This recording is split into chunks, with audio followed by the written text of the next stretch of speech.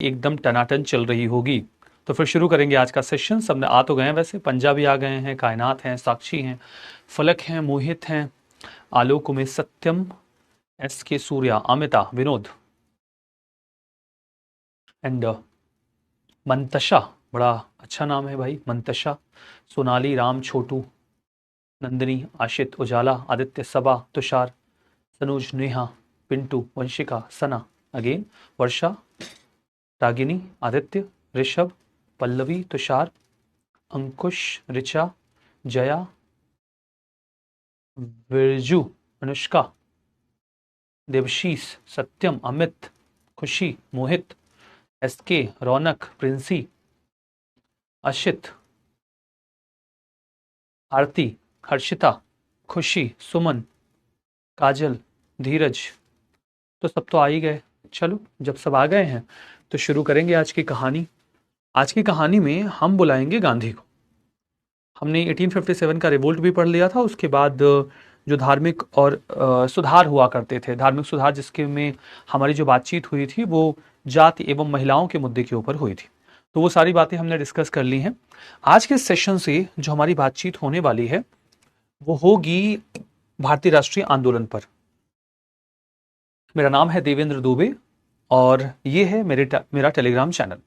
तो आप इसे ज्वाइन कर सकते हैं और इस क्यूआर कोड को स्कैन कर सकते हैं, या फिर आप सर्च भी कर सकते हैं टेलीग्राम में Devendra sir only IAS UPSC @ लगा लीजिएगा और मैं आपको टेलीग्राम पर मिल जाऊंगा और आप मुझे ज्वाइन कर सकते हैं।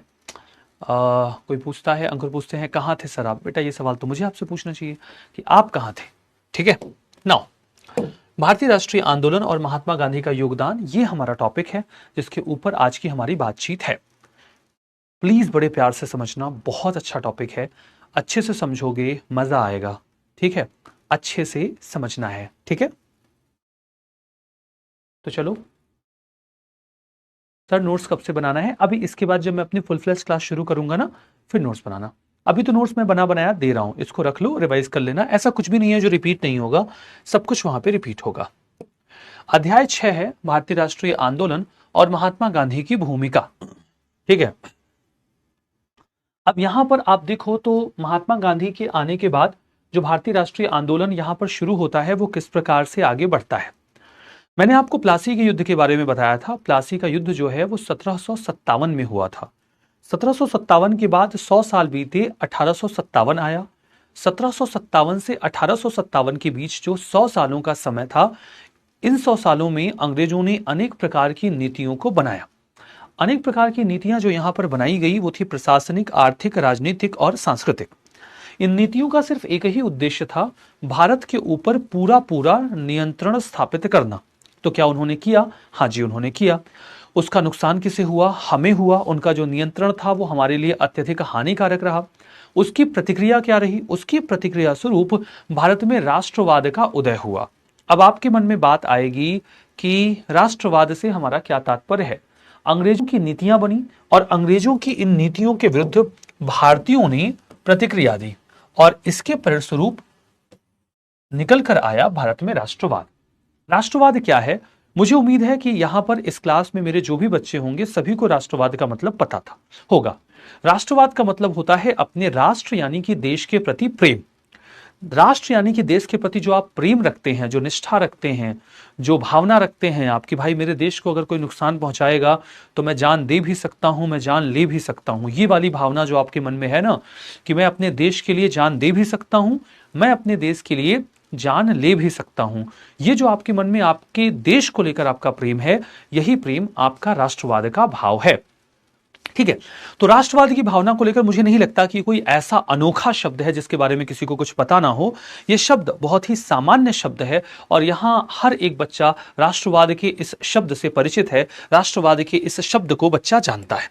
ठीक है, अब राष्ट्रवाद का अर्थ क्या होता है? राष्ट्रवाद का अर्थ है राष्ट्र अथवा राष्ट्र राज्य के प्रति प्रेम, निष्ठा और सम्मान के साथ अंतिम बलिदान देने की भावना। राष्ट्रवाद का जन्म 19वीं शताब्दी में हुआ था और भारतीय राष्ट्रीय आंदोलन का जो नेतृत्व है वो राष्ट्रवाद की इसी भावना ने किया। ठीक है, ठीक है।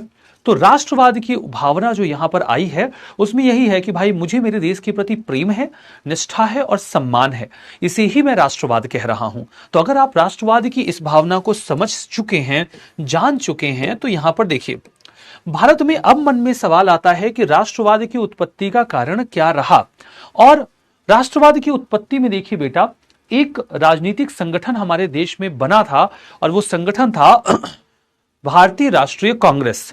कांग्रेस के बारे में आप जानते हो बेटा, आज हमारे देश में एक पार्टी है, उस पार्टी का नाम है कांग्रेस। कांग्रेस के आज जो मुखिया हैं, जो लीडर हैं, वो राहुल गांधी जी हैं। हालांकि उनके जो राष्ट्रीय अध्यक्ष हैं वो तो खड़गे जी हैं, लेकिन जो वास्तविक नेतृत्व है वो राहुल गांधी जी आज देते हैं कांग्रेस को। कांग्रेस जो आज हमारे सामने है ये वही पुरानी कांग्रेस है जिसे कभी 1885 में देश की आजादी के लिए बनाया गया था।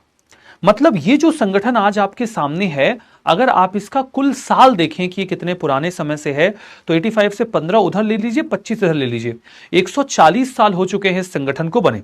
हालांकि मैं आपको बता दूं कि आजादी के पहले इसे कांग्रेस ही केवल नहीं कहा जाता था, बल्कि इसे भारतीय राष्ट्रीय कांग्रेस कहा जाता था। ठीक है, तो हम लोग आम बोलचाल की भाषा में उसे भले ही कांग्रेस कह देते हैं। आजादी के बाद जो पार्टी अस्तित्व में रही वो तो देखो कांग्रेस पार्टी रही, और वो कांग्रेस पार्टी आज भी अस्तित्व में है। Everything is fine, everything is okay. लेकिन आज जो कांग्रेस है उसे ही पहले हम भारतीय राष्ट्रीय कांग्रेस बुलाते थे। 1857 के बाद की क्रांति के बाद 1885 में इसको बनाया गया। 1947 तक देश की आजादी की लड़ाई में कांग्रेस का बहुत बड़ा योगदान रहा। इसने हमारी राष्ट्रवाद की भावना का नेतृत्व किया कांग्रेस ने। जब हमारा देश 1947 में आजाद हुआ ना, तो गांधी जी ने अपना यह विचार भी रखा था कि अब कांग्रेस जिस उद्देश्य के लिए बनाया गया था, यानी कि देश को आजादी दिलवाने के लिए, वो बन चुका है। तो क्यों ना हम अब इस संगठन को खत्म कर दें, समाप्त कर दें। हालांकि नेहरू जी, जिनको ये बहुत अच्छी तरीके से पता था कि आने वाले समय में जो चुनाव होंगे, उन चुनावों के लिए उन्हें इस संगठन यानी कि कांग्रेस की आवश्यकता पड़ेगी, उन्होंने इस चीज को स्वीकार नहीं किया। और हमने देखा कि 48 में गांधी जी की हत्या कर दी गई, तो ये कहने वाला भी कोई नहीं बचा कि कांग्रेस को खत्म कर दिया जाए। तो कांग्रेस जो है वो देश की आजादी के बाद भी बना रहा। हाँ, उसका स्वरूप थोड़ा चेंज हो गया। जो वो देश की आजादी की लड़ाई का संगठन हुआ करता था, वह भारत की राष्ट्रीय राजनीति का हिस्सा बन गया, और इस तरीके से कांग्रेस ने उसके बाद भारत की राजसत्ता को संभाल लिया। तो कहने का मतलब यह है कि आज जो आपके सामने राहुल गांधी जी की कांग्रेस पार्टी है, यही कभी भारतीय राष्ट्रीय कांग्रेस हुआ करती थी, जिसने हमारे देश के राष्ट्रवाद का नेतृत्व किया था। ठीक है सर, ये सब दोबारा डिटेल्स में पढ़ेंगे या इसी का नोट्स बना ले? नहीं बेटा, डिटेल में आगे चल के पढ़ेंगे। आप इसका नोट्स मत बनाओ। यहां पर मैं आपको जो कुछ भी पढ़ा रहा हूं, इन सबको आगे मैं चलकर फिर से पढ़ाऊंगा और इसका नोट्स भी बनवाऊंगा। तो आप बिल्कुल परेशान मत हो बेटा, आप इसका नोट्स मत बनाओ। आगे मैं इसको पढ़ाऊंगा, नोट्स भी बनवाऊंगा, सब करूंगा। अभी बस कहानी की तरह समझ लो, ताकि जब मैं आगे पढ़ाऊं ना तो और अच्छा समझ में आ जाए। बस यही उद्देश्य है इसके फाउंडेशन को क्लियर करने का। ठीक है नाउ, तो राष्ट्रीय कांग्रेस जो 1885 में बना, ज्यादातर लोगों को यह लगता है ना कि कांग्रेस जो 1885 में बना था वो भारत का पहला राष्ट्रीय संगठन था, और उसके पहले भारत में कोई राष्ट्रीय संगठन नहीं हुआ करते थे, क्योंकि अंग्रेज इसके लिए अलाउ नहीं करते थे। बट वैसा ऐसा नहीं है। कांग्रेस 1885 में जो संगठन बना था, उसकी एक मूल प्रकृति क्या थी कि वो एक अखिल भारतीय स्तर का संगठन था। इसका मतलब था कि ये पूरे भारत में फैला हुआ संगठन था। लेकिन इसका मतलब ये बिल्कुल भी नहीं है कि कांग्रेस के पहले भारत में कोई भी राष्ट्रीय संगठन नहीं था। कांग्रेस के पहले भी भारत में अनेक प्रकार के राष्ट्रीय संगठन थे, और वो राष्ट्रीय संगठन, माना कि कांग्रेस जितने बड़े नहीं थे, पूरे देश में फैले हुए नहीं थे, वो क्षेत्रीय संगठन थे, लेकिन उन्होंने भी हमारे देश की आजादी में योगदान दिया था। अब आप कहेंगे कि सर ठीक है, आपने बताया, बहुत अच्छा लगा कि आपने बताया कि 1885 में भारतीय राष्ट्रीय कांग्रेस का यहां पर संगठन बनाया गया, और इस राष्ट्रीय कांग्रेस ने हमारे देश की आजादी की लड़ाई लड़ी। आपकी सारी बातें हमें अच्छी लगी, समझ में भी आई। लेकिन आप ये बताइए, जो आप कह रहे हैं कि 1885 में कांग्रेस बनने से पहले भी राजनीतिक संगठन हुआ करते थे, तो थोड़ा सा उन संगठनों का नाम ही बता दीजिए सर, कि वो संगठन कौन से थे जो कांग्रेस के बनने से पहले थे, जिनके बारे में आप कह रहे हैं कि वो अखिल भारतीय स्तर के तो नहीं थे, क्षेत्रीय ही थे, लेकिन कम से कम थे। तो सर आप उनके बारे में थोड़ा सा बता दीजिए। तो मैं कहूंगा कि देखो बेटा, वो क्षेत्रीय संगठन जो कांग्रेस के बनने के पहले भारत में हुआ करते थे, उनमें एक संगठन था जमींदारी एसोसिएशन, एक था इंडियन एसोसिएशन, एक था मद्रास महाजन सभा और एक था बॉम्बे प्रेसिडेंसी एसोसिएशन। ये सभी जो एसोसिएशन थे या जो सभाएं थी, वो भारत को राष्ट्रीय राजनीति की ओर ले जाने का कार्य कर रही थी और इन्होंने भी देश की आजादी की लड़ाई में अपना योगदान दिया था। हाँ, बड़े संगठन नहीं थे, छोटे संगठन थे और ये छोटे संगठन अपने अपने स्तर पर कार्य कर भी रहे थे। ठीक है, अब आपने इसको समझा।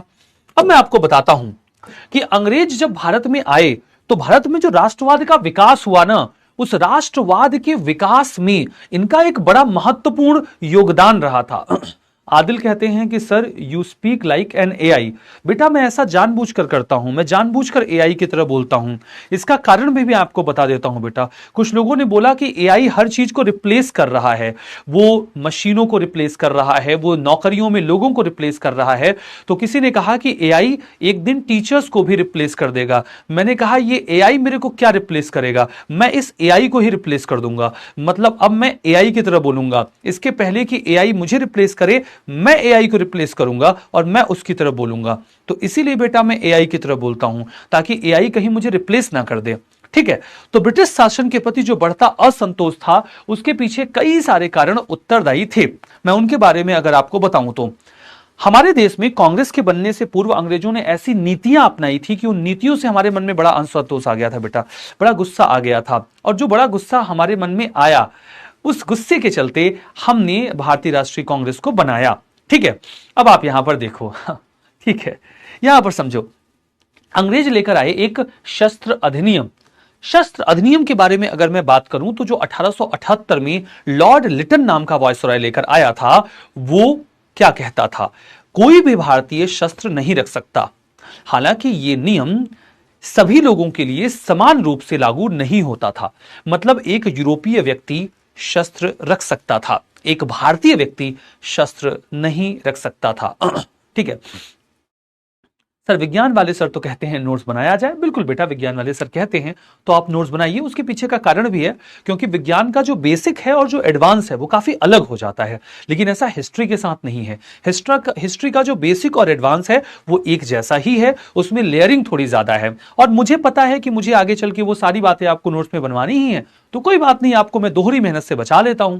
ठीक है, यहां पर आप समझो। नाउ ट्राई टू अंडरस्टैंड कि 1878 का जो शस्त्र अधिनियम आया, उन्होंने बोला कि भारतीय जो हैं वो शस्त्र नहीं रख सकते, जबकि यहां पर आप समझो कि जो अंग्रेज हैं वो शस्त्र रख सकते हैं। तो हमको बड़ी गुस्सा आई, हमको बड़ा बुरा लगा। दूसरा वो लेकर आए बेटा vernacular press act. Vernacular press act से हमारा क्या मतलब था?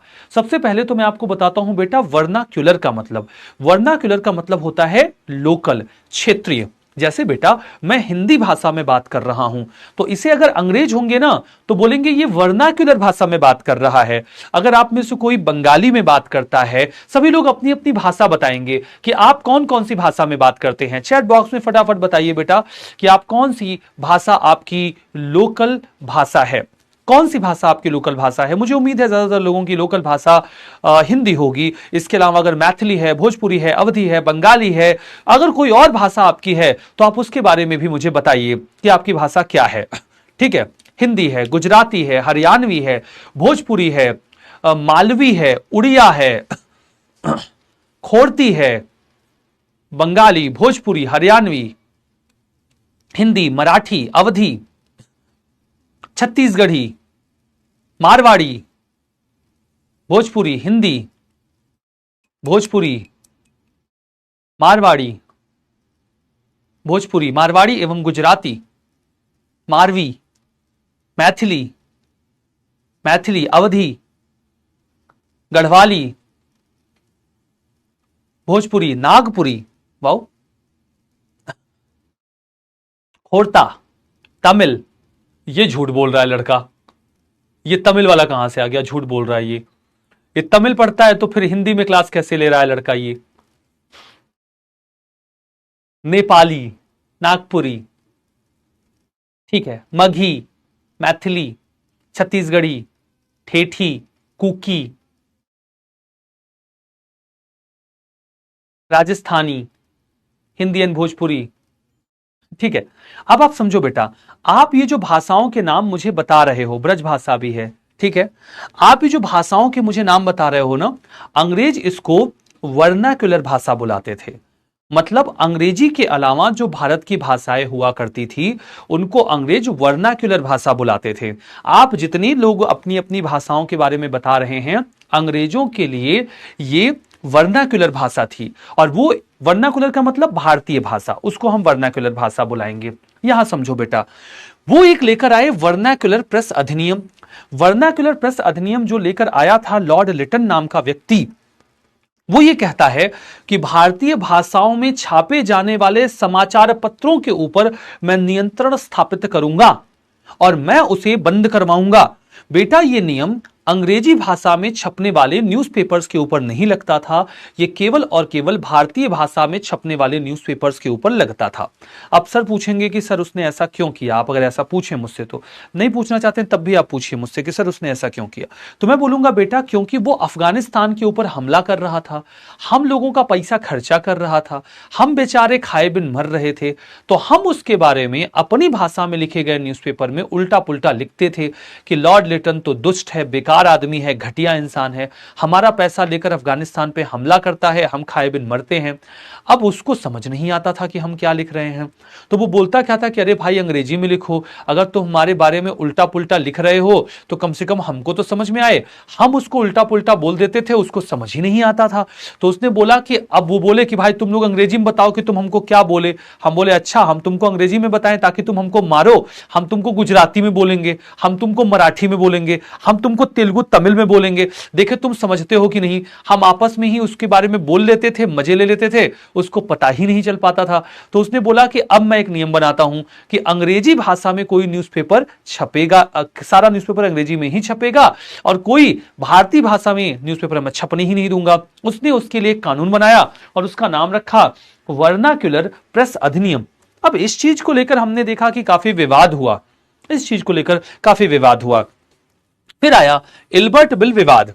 अब इल्बर्ट बिल विवाद क्या है बेटा, देखो पहले बेटा ये नियम चलता था कि जज तो केवल दो तरीके के होते थे। एक देखो होते थे यूरोपीय जज और एक होते थे भारतीय जज। अब यूरोपीय जज और भारतीय जज के बीच में मैं आपको एक अंतर बताता हूं बेटा। जो यूरोपीय जज थे वो यूरोपीय लोगों का भी केस सुन सकते थे और भारतीय लोगों का भी केस सुन सकते थे, वो दोनों ही लोगों का केस सुन सकते थे। लेकिन यहां पर समझो एक बात, जो भारतीय लोग होते थे ना, जो भारतीय जज होते थे वो यूरोपीय लोगों का केस नहीं सुन सकते थे। मैं बेटा अपनी बात को फिर से दोहराता हूं ताकि आप मेरी बात को और बेहतर तरीके से समझ और जान जाएं। ठीक है, मैं अपनी बात को बेटा फिर से दोहराता हूं ताकि आप मेरी बात को और अच्छी तरीके से समझ और जान जाएं। ठीक है, समझ और जान जाएं। नाउ ट्राई टू अंडरस्टैंड, यहां पर समझो।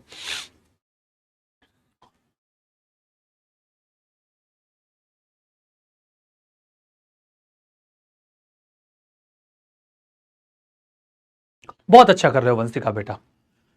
भारतीय लोग केवल भारतीयों का केस सुन सकते थे, लेकिन अंग्रेज जज अंग्रेजों का भी केस सुन सकता था, हमारा भी केस सुन सकता था।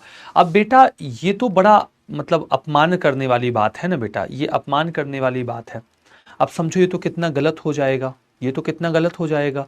तो यहां पर देखो, यहां पर देखो बेटा, जब लॉर्ड रिपन आया, लॉर्ड रिपन बड़ा भला गवर्नर जनरल था बेटा। उसका एक दोस्त था, उसका नाम था इल्बर्ट। तो रिपन का दोस्त कौन था? इल्बर्ट। और रिपन का जो दोस्त था इल्बर्ट, उसको वो बोलता है कि मेरे भाई इल्बर्ट एक कानून बनाओ और उसमें कह दो कि भारतीय लोग भी यूरोपीय लोगों का केस सुन पाएंगे, भारतीय जज भी अंग्रेजों का केस सुन सकता है, अंग्रेज जज भी भारतीयों का केस सुन सकता है, सभी लोगों को बराबर अधिकार मिलेगा। लेकिन जैसे ही उसके दोस्त ने, इल्बर्ट ने एक कानून बनाई, तो उस कानून के बाद काफी विवाद हो गया। अंग्रेजों ने इसका बड़ा विरोध किया कि ये रिपन होता कौन है भारतीय जजों को यह अधिकार देने वाला कि वो अंग्रेजों का भी केस सुन सकें। बेटा अंग्रेजों ने इसे पूरी तरीके से लागू नहीं करने दिया। उन्होंने इसे पूरी तरीके से लागू नहीं करने दिया और इस चीज को लेकर जो नाराजगी उत्पन्न हुई उसको लेकर हमारे मन में आया कि भाई ये अंग्रेज तो हमारे बारे में कभी भी नहीं सोचेंगे, हम चाहे यहां पर जो कुछ भी कर लें। हमने देखा कि इसी बैकग्राउंड में भारतीय राष्ट्रीय कांग्रेस का यहां पर स्थापना किया गया। भारतीय राष्ट्रीय कांग्रेस की जो यहां पर स्थापना की गई है बेटा, भारतीय राष्ट्रीय कांग्रेस की जो यहां पर स्थापना की गई है, उसकी स्थापना किसने करी है बेटा? ये एक अंग्रेज सिविल सेवक था जिसका नाम एओ ह्यूम था। तो जो अंग्रेज सिविल सेवक है यानी कि एओ ह्यूम, वो अखिल भारतीय राजनीतिक संगठन बनाने का प्रयास करता है। वो अखिल भारतीय राजनीतिक संगठन बनाने का प्रयास करता है। अब आप कहेंगे कि सर उसको क्या पड़ी थी? बेटा वो एक अंग्रेज अफसर था, चाहता था कि भारतीय लोगों को भी बोलने का मौका मिले, भारतीय लोग भी अपनी बातें रख पाएं, तो उन्हीं मुद्दों के ऊपर वो हमारे लिए ये प्रयास करता है। ठीक है, अब हम क्या देखते हैं बेटा कि सबसे पहले तो हमारा प्लान क्या बना था? प्लान ये बना था कि पूना में लगाएंगे बैठक, और पूना में जो हम लोग बैठक लगाएंगे उसमें इंडियन नेशनल यूनियन नाम का संगठन बनाएंगे। पूना में बैठक लगाएंगे और इंडियन नेशनल यूनियन नाम का संगठन बनाएंगे। लेकिन क्या प्लान सक्सेसफुल हुआ? नहीं हुआ। क्यों नहीं हुआ? क्योंकि पूना में तो फैल गया हैजा, और जब पूना में हैजा फैल गया तो फिर कैसे हो बैठक? लोगों को लगा जाएंगे तो हैजा पकड़ लेगा, मर जाएंगे, तो वहां कोई नहीं गया और सम्मेलन स्थगित हो गया। लेकिन हार मानने वाले हम लोग नहीं थे। हम लोगों ने दिसंबर 1885 में एक बार फिर से बैठक लगाई, और इस बार बैठक लगाई हमने बॉम्बे के गोकुलदास तेजपाल संस्कृत कॉलेज में। ठीक है, फिर हमने गोकुलदास तेजपाल संस्कृत कॉलेज में बैठक लगाई। इस बैठक में बेटा टोटल 72 लोग आए, और 72 लोगों में बेटा 39 वकील थे। फिर से दोहराता हूं बेटा अपनी बात, जब कांग्रेस की स्थापना गोकुलदास तेजपाल संस्कृत कॉलेज में बॉम्बे में हुई तो उसकी स्थापना करने के लिए जो लोग बैठे थे उसमें 72 लोग थे, और उनमें जो 72 लोग थे उनमें से 39 लोग, 72 लोगों में जो 39 लोग थे वो क्या थे? 72 लोगों में जो 39 लोग थे वो वकील थे। इसीलिए बेटा देखो, वकील लोग बड़ा भौकाल मेंटेन करके रखते हैं। ठीक है, वकील लोग कहते हैं कि देश का संविधान हमने बनाया, या वकील लोग ये भी बोलते हैं कि देश को आजाद हमने कराया। अब जब वो ये लोग कहते हैं ना वकील लोग कि जो है हमने देश को आजाद करवाया, तो उसके पीछे का आधार क्या है? यहां पर 72 में 39 तो वकील ही थे ना, यहां पर 39 वकील थे। अब देखो, जब भी आप कोई बैठक बुलाओगे तो किसी एक को तो जिम्मेदारी सौंपनी पड़ेगी कि भाई ऐसे तो सब झगड़ जाएंगे, लड़ जाएंगे, कोई एक दूसरे से सही से बात भी नहीं करेगा।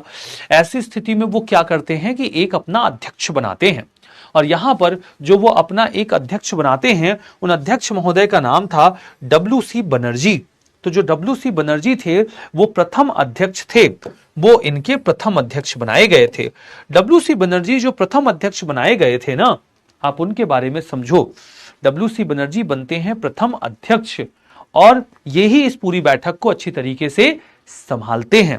ये तो देखो मैंने बताया कि कांग्रेस की स्थापना कैसे हुई। कांग्रेस की स्थापना के बाद मैं राष्ट्रवादी चरणों के बारे में बताऊंगा, लेकिन उसके पहले तो आप मुझे बताएंगे कि क्या आपको इतनी बात समझ में आई बात गई समझ में, या फिर नहीं गई समझ में? आप मुझे बताइए। WC बनर्जी का पूरा नाम क्या है? ये पूछते हैं आर्यन, और मैं कहूंगा बेटा उनका पूरा नाम था व्योमेश चंद्र बनर्जी। हम लोग उनको शॉर्टकट में WC बनर्जी बुलाते हैं। सर जरूर एडवोकेट होंगे? नहीं बेटा, मैं एडवोकेट नहीं हूं बच्चा। I am not an advocate, मैं बिल्कुल भी एडवोकेट नहीं हूं।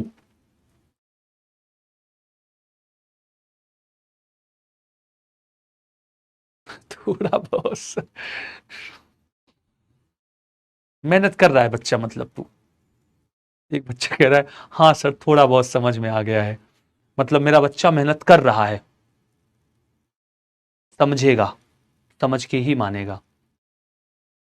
हैजा क्या होता है बेटा? किसी दिन पकड़ ना ले तुमको हैजा, तो जान ही जाओगे हैजा क्या होता है।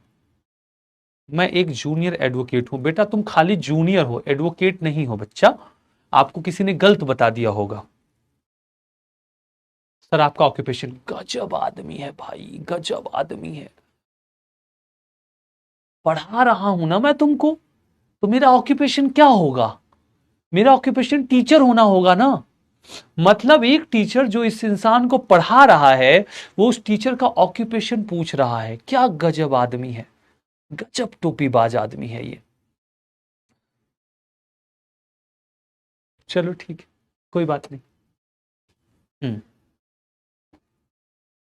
ठीक है, समझो। मतलब आप ये समझ गए। चलिए, भारतीय राष्ट्रीय आंदोलन में अब मैं आपको बताता हूं आंदोलन के 3 चरण। देखो बेटा, आंदोलन हमारा 3 चरणों में हुआ। जो हमारा आंदोलन 3 चरणों में हुआ है, वो किस प्रकार से हुआ है? ठीक है, पहला है बेटा उदारवादी चरण, दूसरा है उग्रवादी चरण, और तीसरा है गांधीवादी चरण।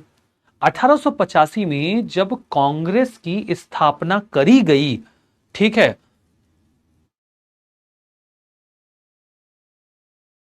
1885 में जब कांग्रेस की स्थापना करी गई, ठीक है, तो 1885 से 1905 तक भारत में उदारवादी चरण चला, जिनको हम लोग नरम दल भी बुलाते हैं। ठीक है, 1905 से 1918 तक उग्रवादी चरण चला, जिनको हम लोग गरम दल भी बुलाते हैं। ठीक है, इसके बाद आप देखो बेटा, फिर आता है गांधीवादी चरण। और जो गांधीवादी चरण है, ठीक है, जो गांधीवादी चरण है, उसमें महात्मा गांधी का दबदबा आ जाता है। ठीक है, उदारवादी, उग्रवादी और गांधीवादी चरण यहां पर है। ठीक है, यहां पर आप समझो बात को। उदारवादी चरण, सबसे पहले हम लोग उदारवादी चरण के बारे में बात करेंगे। उदारवादी चरण को हम राष्ट्र निर्माण का चरण भी बुलाते हैं। देखो बेटा, मैं आपको एक छोटी सी कहानी सुनाता हूं। पिछले साल बेटा मैंने एक नीम का पेड़ अपने घर पे लगाया था। तो पिछले साल जब मैंने नीम का अपने घर पर एक पेड़ लगाया था, तो इस साल मैं अपने घर पे गया तो वो नीम का पेड़ लगभग समझो कि ऐसे 8-10 फीट का हो गया है। 8-10 फीट का वो जो नीम का पेड़ मेरा हो गया है एक साल में। तो मैं गया तो बच्चे मेरे घर पर बोल रहे थे कि जो है चाचा झूला डाल दो पेड़ में। मैंने कहा कि बहुत अच्छी बात है, झूला डाल देते हैं। तो मैंने फिर रस्सी मंगवाई, मैंने कहा बच्चों के लिए पेड़ में झूला डाल देते हैं। तो मैंने फिर माता जी से कहा कि माता जी, ये जो नीम का पेड़ है, उस पेड़ पे हम लोग झूला डाल देते हैं।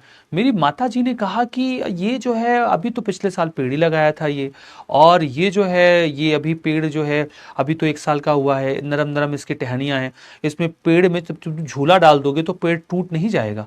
मैंने कहा अरे माता जी क्यों पेड़ टूट जाएगा? बोले अरे भाई ये पेड़ अभी अभी लगा है, अभी ये इतना बड़ा इतना मजबूत नहीं हुआ है कि हम इस पर झूला डाल दें। इस पर झूला डाल दोगे, बच्चे बैठेंगे तो झूला टूट जाएगा, पेड़ टूट जाएगा। मैंने कहा ऐसा है क्या? उन्होंने कहा हाँ ऐसा ही है। जब पेड़ मजबूत हो जाता है तब उस पर झूला डाला जाता है, बड़े पेड़ पर झूला डाला जाता है, छोटे पेड़ पर हम झूला नहीं डालते हैं बेटा। तब मुझे जाकर समझ में आया कि नरम दल वाले नरम दल क्यों थे। कांग्रेस अभी अभी बना था 1885 में। अगर कांग्रेस जो अभी अभी 1885 में बना था, 1885 में जो अभी अभी कांग्रेस बना था, अगर वो कांग्रेस बहुत अंग्रेजों की खिलाफत करता, बहुत एग्रेसिव हो जाता कि एकदम लड़ाई झगड़ा हो जाएगा, मार घुसा हो जाएगा, बहुत बड़ा राष्ट्रीय स्तर का आंदोलन अंग्रेजों के खिलाफ छेड़ देंगे, तो अंग्रेज क्या करते? अंग्रेज 2 थप्पड़ मारते और कांग्रेस पर लगा देते ताला। इसीलिए बेटा छोटे पेड़ पर जैसे झूला नहीं डाला जाता, वैसे ही नए नए ऑर्गेनाइजेशन का एग्रेसिव होना यानी कि गर्म होना भी अच्छा नहीं होता। तो आप समझो कि नरम दल क्यों था? नरम दल इसलिए था क्योंकि वो अभी अपनी आरंभिक स्थिति में था, और अगर वो यहां पर बहुत ज्यादा झगड़ा करते, लड़ाई झगड़ा करते, तो अंग्रेज उनको बंद भी करवा देते। यही कारण है कि अंग्रेजों का दमन ना सहना पड़े, इसलिए शुरुआत के 20 वर्षों में कांग्रेस ने एक नरम रवैया अपनाया, और जो एक नरम रवैया उन्होंने अपनाया, उस नरम रवैये के चलते उनको नरम दल कहा गया। हम देखते हैं कि जो है कांग्रेस आरंभ में एक नरम दल की तरह काम करता था, और वो धीमे धीमे संवैधानिक सुधार के उद्देश्य से काम किया करता था, शांतिपूर्ण तरीके से विरोध प्रदर्शन किया करता था, और अंग्रेजों तक भारतीयों की मांग को पहुंचाता था। ये लोग क्या मानते थे? ये लोग मानते थे कि अंग्रेज न्यायपूर्ण हैं, अंग्रेजी शासन भारतीयों के हित में है, कुछ सुधारों की आवश्यकता जरूर है, लेकिन वो इसलिए है क्योंकि अंग्रेजों को हमारी समस्याओं के बारे में नहीं पता। अगर एक दफा हम अंग्रेजों को जाकर अपनी समस्याओं के बारे में बताएंगे तो अंग्रेजों की आंखों से आंसू गिरने लगेंगे और वो हमें तुरंत उन समस्याओं का समाधान देंगे। इसमें नेता कौन थे? रामावतार मीना जी पूछते हैं कि सर इसमें नेता कौन थे? तो बेटा नेताओं में अगर मैं बात करूं तो सुरेंद्रनाथ बनर्जी थे, व्योमेश चंद्र बनर्जी थे, फिरोज शाह मेहता थे, बदरुद्दीन तैयब जी थे, केटी तेलंग जी थे, इसके अलावा गोपाल कृष्ण गोखले जी थे। बहुत सारे नेता थे बेटा। इतने नेता लोगों का नाम कहने को तो मैं आपको बता दूंगा, लेकिन आप अभी याद नहीं रख पाओगे, तो क्यों ही परेशान होना, मत परेशान हो। मैं आपको फिर जब आगे बताऊंगा तब आप उसको याद रख लेना, ठीक है? ठीक है, यहां पर आपने समझा तो नरम दल के बारे में तो देखो मैंने आपको बता दिया। अब बेटा आते हैं गरम दल वाले। 20 साल बीत गए बेटा, 20 साल बीत गए, और जब 20 साल बीत जाने के बावजूद नरम दल वालों ने कोई बहुत बड़ी कार्रवाई अंग्रेजों के खिलाफ नहीं करी, तो उनके अंदर ही कुछ नेता एकदम गर्म हो गए। कुछ गर्म हो गए। अब नेता जब गर्म हो गए तो वो कुछ ऐसे होता है कि मान लीजिए आपके पिताजी हैं, चाचा जी हैं, थोड़े शांत स्वभाव के हैं, और आपके जो पड़ोसी हैं वो जब देखो तब उल्टा पुल्टा आपके घर पे आके बोलते रहते हैं, सुनाते रहते हैं, कचरा फेंकते रहते हैं, आपकी जमीन की मेड़ काट कर उसको कब्जाते रहते हैं। आपके पिताजी और चाचा जी कुछ बोलते नहीं हैं, कहते हैं अरे प्यार से रहो, शांति से रहो। आप बेटा कब तक देखोगे? एक दिन आपको गुस्सा आ ही जाएगा, बोलोगे अरे पिताजी, अरे चाचा जी, आप जाने दीजिए, आप लोगों से कुछ नहीं हो पाएगा, इन पड़ोसियों को मैं सबक सिखाऊंगा, मैं इनको बताऊंगा कि कैसे काम होता है। तो फिर एक ना एक दिन आप खिसिया जाओगे, आपको गुस्सा लग ही जाएगा। बिल्कुल ऐसे ही बेटा गरम दल नरम दल के भीतर ही था, कांग्रेस का ही पार्ट वो भी हुआ करते थे। वो बहुत लंबे समय से चाहते थे कि कांग्रेस कोई कड़ी प्रतिक्रिया दे अंग्रेजों के विरुद्ध, इनको सबक सिखाए, इनको बताए कि वो हमारे साथ कितना शोषण कर रहे हैं। लेकिन ये नरम दल वाले खाली मीठी मीठी बातें करते थे, खाली मीठी मीठी बातें करते थे। फिर एक समय आया कि खिसिया गया गरम दल के कुछ लोग जो कांग्रेस के भीतर ही थे। अब वो जो लोग जो खिसिया गए ना, उनको कहा गया लाल बाल पाल। लाल बाल पाल की जब हम लोग बात करते हैं तो लाल का मतलब है लाला लाजपत राय, बाल का मतलब है बाल गंगाधर तिलक, और पाल का मतलब है बिपिन चंद्र पाल। और हां बेटा, इसमें एक चीज अरबिंदो घोष को जोड़ना ना भूलें, लाल बाल पाल में अरबिंदो घोष को जोड़ें। ये लोग एकदम खिसिया गए, बोले अंग्रेजों की ऐसी की तैसी, अब हम लोग इनके खिलाफ कार्रवाई करेंगे। तो कांग्रेस के भीतर नरम दल से उलट एक गरम दल पैदा हुआ, और वो जो गरम दल है वो काफी ज्यादा नाराज हो गया, काफी ज्यादा खिसिया गया। ठीक है, वो काफी ज्यादा खिसिया गया, तो उन्हें बुलाया गया गरम दल। ठीक है, गरम दल में कौन से नेता कहां से थे? सबसे पहले तो पंजाब से लाला लाजपत राय थे। ठीक है, बॉम्बे से बाल गंगाधर तिलक थे, और बंगाल से बिपिन चंद्र पाल थे। और हां, आप यहां अरबिंदो घोष को भी जोड़ लें तो बेहतर होगा। इन तीनों ही लोगों को मिलाकर एक ट्रायो बुलाया जाता था, लाल बाल पाल। और लाल बाल पाल के, ठीक है, लाल बाल पाल के बारे में मैं आपको बताऊं। ठीक है, सानिध्य कहते हैं कि आपके बोलने का तरीका अच्छा है, जिससे सिरदर्द नहीं होता है। मुझे लगा कि मेरे पढ़ाने से सिरदर्द हो जाता है। मुझे लगा मैं तो ऐसा कुछ भी नहीं बोलता है। ठीक है, हाँ बिल्कुल बिल्कुल ऐसा ही है बेटा, सही कह रहे हो आप। जो गरम दल वाले थे वो एकदम खिसिया गए, बोले मार देंगे, धुआं धुआं हो जाएंगे, कांग्रेस की तरफ से ये अंग्रेजों को धुआं धुआं कर देंगे। बिल्कुल सही बेटा, धुआं धुआं डायलॉग, बिल्कुल बिल्कुल बेटा। तो हमने क्या देखा कि बंगाल में राष्ट्रवादी गतिविधियां सबसे तीव्र थी, इसीलिए अंग्रेजों ने बंगाल का विभाजन करने का फैसला किया। हम क्या देखते हैं कि उग्र विचार वाले थे, तत्काल परिवर्तन चाहते थे, प्रार्थना की नीति का विरोध करते थे। यहां पर अंग्रेजों ने बंगाल के विभाजन का मन बनाया। उन्होंने कहा भाई अब तो बंगाल का विभाजन करके ही रहेंगे, क्योंकि बंगाल बहुत बड़ा राज्य था। इन्होंने बोला बंगाल को 2 हिस्सा में तोड़ देंगे, इधर रहेंगे मुसलमान, इधर रहेंगे हिंदू। उन्होंने कहा बंगाल 2 हिस्सों में तोड़ेंगे, इधर रहेंगे हिंदू, इधर रहेंगे मुसलमान। अब ये जब उन्होंने किया, हमने कहा अब तो बर्दाश्त के बाहर हो गया बेटा, अब बर्दाश्त के बाहर हो गया। हमने देखा कि जो लाल बाल पाल लोग थे इन्होंने आत्मशक्ति और आत्म बलिदान पर जोर दिया। अंग्रेजों की जो स्वार्थपरक नीति थी उसका विद्रोह किया और इन्होंने कहा कि हमें अंग्रेजी शासन में कोई निष्ठा नहीं है, हम अंग्रेजी शासन का करेंगे विरोध।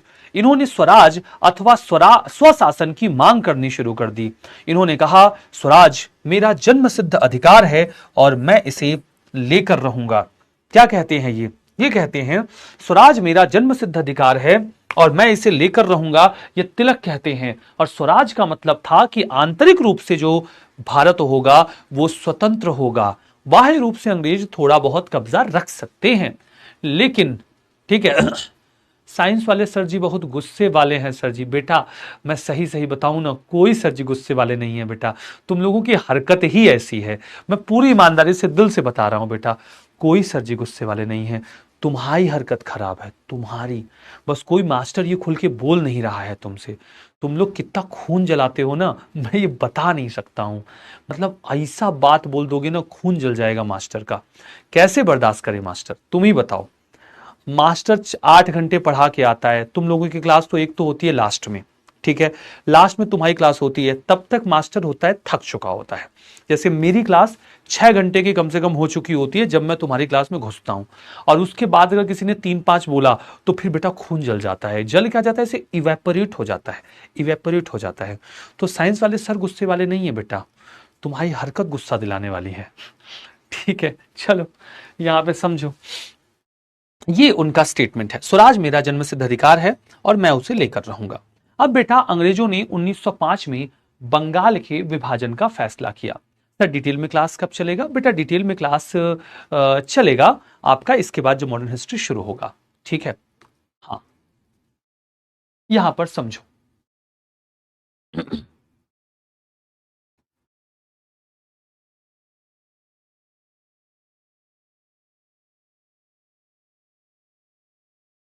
ठीक है, यहां समझो बेटा, 1905 में अंग्रेजों ने बंगाल का विभाजन किया। अब आप समझो कि बंगाल जो उस समय का था ना, उसको आज का पश्चिम बंगाल ना समझ लेना बेटा, ममता बनर्जी जी वाला, ठीक है, ममता बनर्जी जी वाला। आप अगर यहां पर बात बोल रहे हो तो सर उनको एकेडमिक क्वालिफिकेशन पूछ रहे थे। सच में बताओ, तुम अपनी हरकत देखो, वो बच्चा बता रहा है कि तुम लोग साइंस वाले सर से उनका एकेडमिक क्वालिफिकेशन पूछ रहे थे। तुम्हारा क्या एकेडमिक क्वालिफिकेशन है भाई? तुम्हारा क्या एकेडमिक क्वालिफिकेशन है? ग्रेजुएशन कर रहे हो तुम, 12th पास होकर जैसे तैसे आ गए हो, और तुम वहां टीचर का एकेडमिक क्वालिफिकेशन पूछ रहे हो। खून जलेगा कि उसका नहीं जलेगा? क्यों नहीं जलेगा खून भाई? तुम कायदे से पढ़ने आए हो, पीडब्ल्यू ने उसको हायर किया है, टीचर को कुछ सोच समझ के हायर किया होगा, क्वालिफिकेशन होगी तभी तो हायर किया होगा, अच्छा पढ़ाता होगा टीचर तो ही तो हायर किया होगा। पीडब्ल्यू इंडिया का सबसे बड़ा संस्थान है, तो ऐसे ही तो टीचर रख नहीं रहा है, वो सोच समझ के टीचर रख रहा है। अब तुम उसका क्वालिफिकेशन पूछ लो।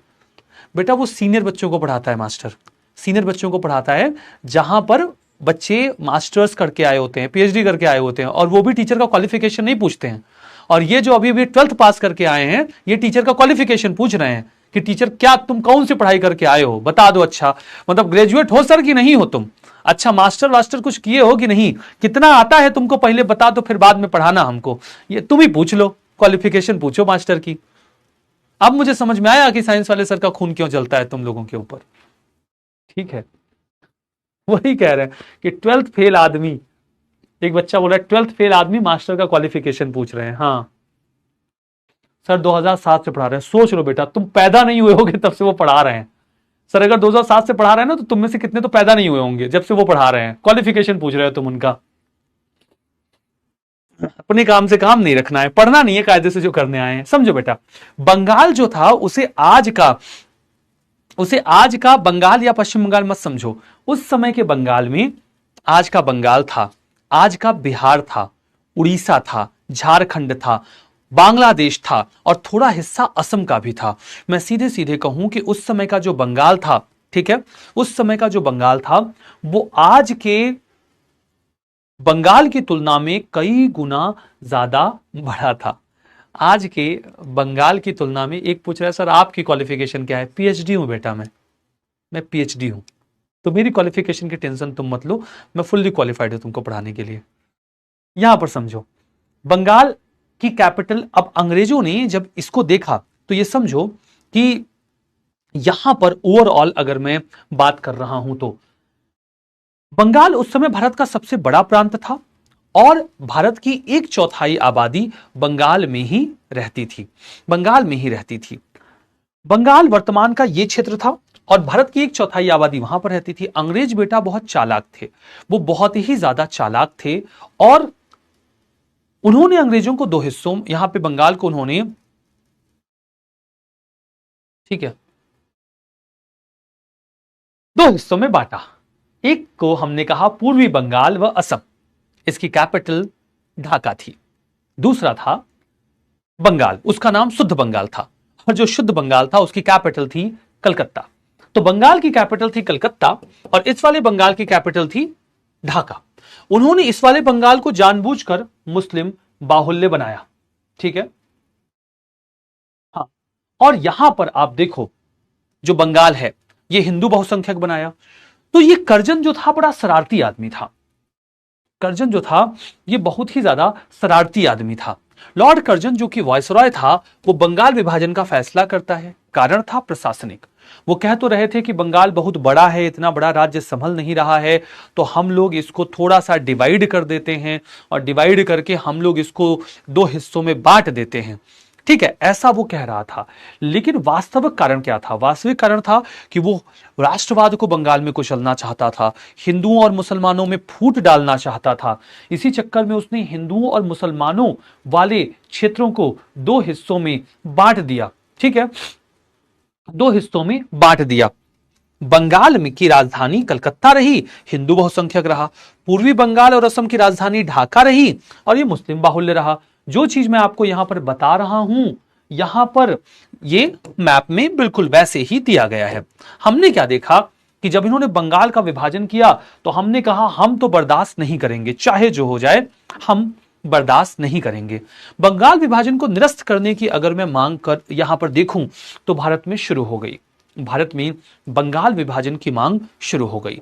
पूरे भारत में धरना प्रदर्शन शुरू हो गया, विरोध का विस्तार होता रहा। स्वदेशी आंदोलन में यह धीमे धीमे परिवर्तित हो गया। वो कहानी जो बंगाल के विभाजन के साथ शुरू हुई, उसके विरोध के साथ शुरू हो गई, वो एक देशव्यापी आंदोलन में परिवर्तित हो गई। और जो देशव्यापी आंदोलन यहां पर शुरू हुआ, वो देशव्यापी आंदोलन स्वदेशी आंदोलन कहलाया। उस स्वदेशी आंदोलन में हमने अंग्रेजों की वस्तुओं का बहिष्कार किया, उनके कपड़ों को जलाया, स्वदेशी उद्यमों का विकास किया और राष्ट्रीय शिक्षा पर जोर दिया। हमने कहा कि हम अंग्रेजों के यूनिवर्सिटी कॉलेज में नहीं जाएंगे, बल्कि हम अपने यहां खुद ही यूनिवर्सिटी कॉलेज बनाएंगे और यूनिवर्सिटी कॉलेज बनाकर हम खुद ही यहां पर बच्चों को पढ़ाएंगे। हमने देखा कि स्वदेशी आंदोलन ने अंग्रेजों के ऊपर काफी ज्यादा दबाव डाला। अंग्रेजों का जो भारत में सामान बिकता था वो आधा हो गया, अंग्रेजों के कपड़ों का आयात आधा हो गया। अंग्रेजों को स्वदेशी आंदोलन ने जो नुकसान पहुंचाया वो बहुत अधिक स्तर का था, ठीक है, बहुत अधिक स्तर का था।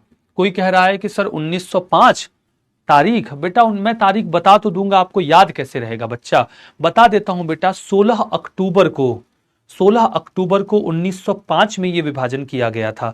बच्चा आपको याद नहीं रहेगा ना, मास्टर तो बता ही देगा, मैं तो मास्टर हूं बेटा, मैं तो तारीख बता दूंगा। बोलो समय बता दूं, मिनट सेकंड बता दूं, क्या मतलब है उसका, ठीक है, ठीक है, यहां पर समझो बेटा। हमने देखा कि इसी बीच में मुस्लिम लीग का गठन हुआ। मुस्लिम लीग को लग रहा था कि भैया हम लोगों को एक मुस्लिम बाहुल्य राज्य मिला है और ये लोग तो हमसे छीनने वाले हैं।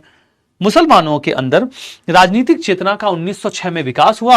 उन्होंने कहा कि हम लोगों को भी कांग्रेस की तरह एक अखिल भारतीय संगठन चाहिए, हमको भी एक अखिल भारतीय संगठन चाहिए। तो उन्होंने 1000 से अधिक लोग यहां पर एकत्रित हुए और एकत्रित होकर मुस्लिम प्रतिनिधि जो शामिल हुए, इन लोगों ने बेटा 1906 में अखिल भारतीय लीग का, अखिल भारतीय मुस्लिम लीग का गठन कर लिया। अब कोई बोलेगा कि सर इसका भी तारीख बता दो, बेटा हम तो तारीख बताइए देंगे, ठीक है। 30 दिसंबर 1906 में मुस्लिम लीग बनाई गई थी, तो तारीख तो हम बता ही देंगे बच्चा, आपको याद नहीं रहेगा तो हम इसीलिए आपको ज्यादा तारीख डेट में नहीं फंसा रहे हैं, मुद्दे की बात बता रहे हैं जो आपको याद रहे। मास्टर तो तारीख बता ही देता है, उसका क्या है, हमारे लिए कौन सा बड़ा बात है तारीख बताना। यहां पर देखो बेटा, तो 30 दिसंबर 1906 को मुस्लिम लीग की स्थापना हुई। मैं कहता हूं आप खाली 1906 याद रखो, बहुत बात हो जाएगी।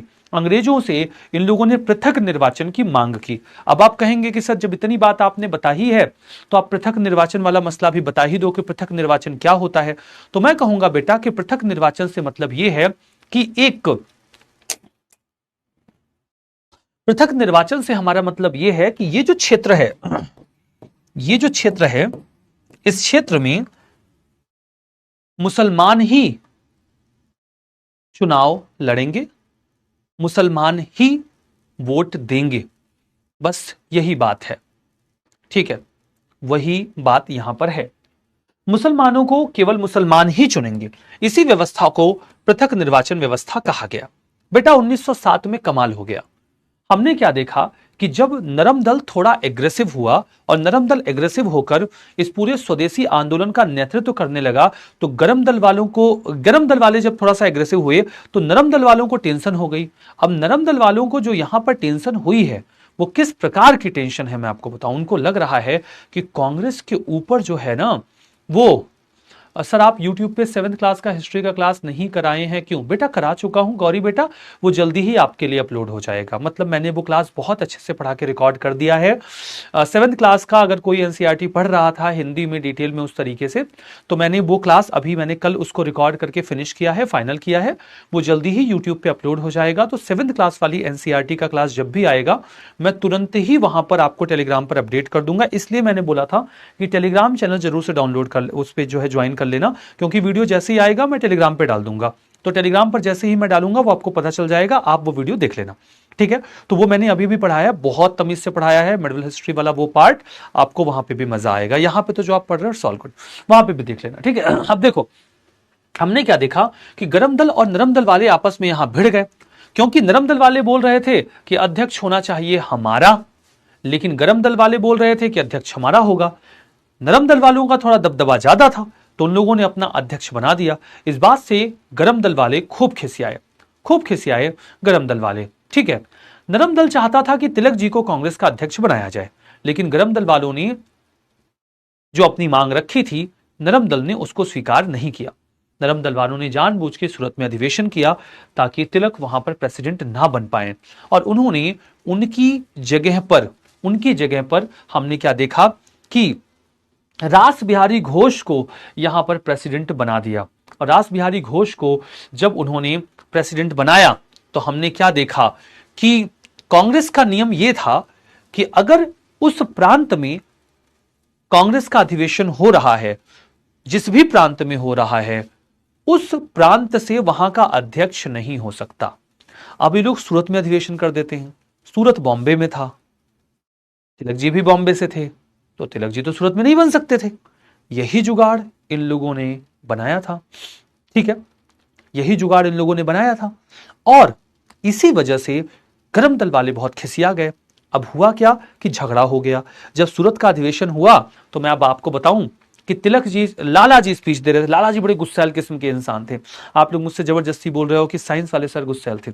साइंस वाले सर तो कुछ गुस्सैल नहीं है, गुस्सैल तो लाला जी थे हमारे, लाला लाजपत राय जी बड़े गुस्सैल थे। वो स्पीच दे रहे थे। अब लाला जी स्पीच दे रहे थे, मदन मोहन मालवीय आए और उनके हाथ से माइक छीन लिया। अब लाला जी इतना बर्दाश्त कर रहे कि आप उनके हाथ से माइक छीन लोगे। हाथ में उनके कुछ पन्ना था, वो पन्ना लेके मदन मोहन मालवीय के मुंह पे मार दिए। बोले अब माइक तो लेके जा ही रहे हो, पन्ना वो लेते जाओ। और जब मदन मोहन मालवीय के मुंह पे पन्ना वो मारे तो मदन मोहन मालवीय को गुस्सा आया। मदन मोहन मालवीय जो माइक था वो लाला जी की तरफ फेंक दिए। अब जब लाला जी की तरफ उन्होंने माइक फेंका तब तो बहुत ही ज्यादा खिसिया गए बाकी के लोग। पर लाला जी के ऊपर माइक फेंका, तुम्हारी इतनी हिम्मत कैसे हुई? लाला जी बड़े सीनियर लीडर थे, वो भला ये बात कैसे बर्दाश्त करें। उसके बाद लोगों ने उठाया, कुर्सी मेज की फेंका फेंकी हुई, कुर्सी मेज की फेंका फेंकी, पन्ना कॉपी फेंका फेंकी, ये सब तो चल ही रहा है। इसके बाद निकला जूता और चप्पल। एक दूसरे को ये लोग जूता और चप्पल मार रहे हैं। एक जूता आके फिरोज शाह मेहता को भी लग रहा है। एकदम अफरा तफरी का माहौल मच गया। उसके बाद वहां से जो रास बिहारी घोष हैं वो चिल्ला रहे हैं meeting is adjourn, meeting is adjourn. जैसे तैसे मीटिंग को एडजर्न किया गया। मीटिंग एडजर्न हुआ, बोला सब लोग जाओ, सब लोग जाओ, सब लोग जाओ। ऐसे मारपीट करके इन लोगों ने, आपको क्या लग रहा है कि क्या सूरत का जो विभाजन 1907 में हुआ था वो एक वैचारिक विभाजन था? अरे ना जी, शारीरिक विभाजन था। मारा पीटी हुई थी, वहां पे मार पिटाई हुई थी।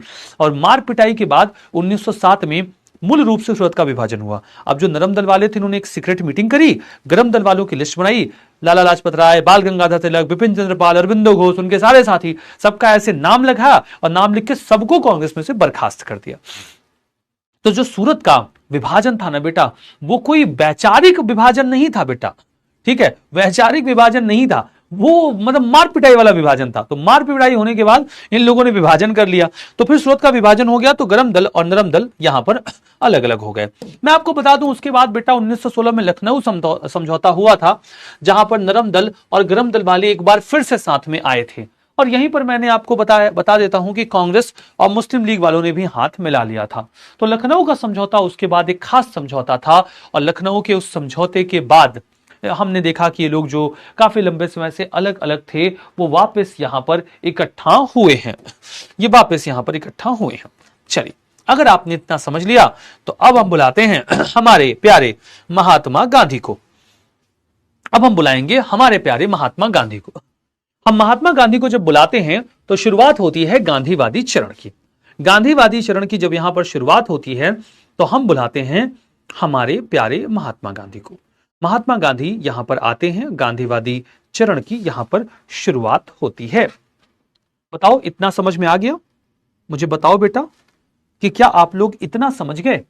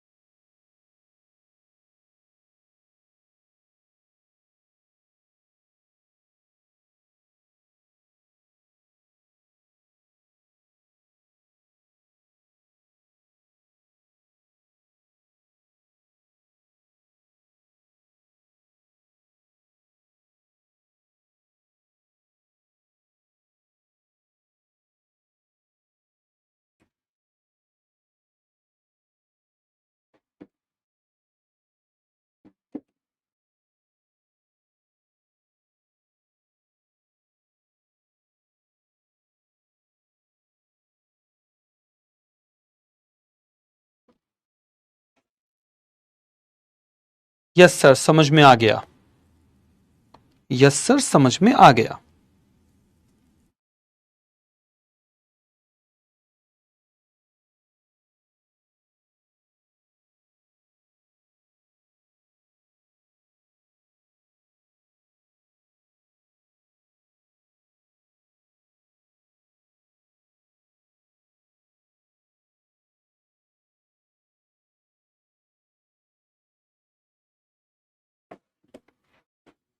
चलो बेटा, मतलब इतना तो आ गया समझ में।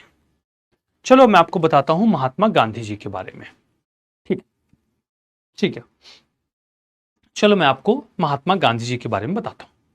महात्मा गांधी जी के बारे में जब हम लोग बात करते हैं तो सबसे पहले तो उनके बारे में बड़ी बेसिक बातें बताता हूं, जो आपने बचपन की क्लासेस से ही इनके बारे में पढ़ा, सुना, समझा और जाना होगा।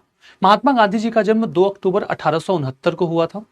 1869 में महात्मा गांधी जी का जन्म हुआ था पोरबंदर, गुजरात में। इनके पिताजी का नाम करमचंद गांधी हुआ करता था, माता जी का नाम पुतलीबाई था और पत्नी का नाम कस्तूरबा गांधी था। अब ये तो देखो, हमने उनके पूरे खानदान के बारे में आपको बता दिया। अब इससे ज्यादा किसी के बारे में देखो पर्सनल होने की जरूरत नहीं है, ठीक है, बस इतना ही जानो, ठीक है। अब इससे ज्यादा पर्सनल जानकारी किसी के बारे में आपको नहीं लेना चाहिए।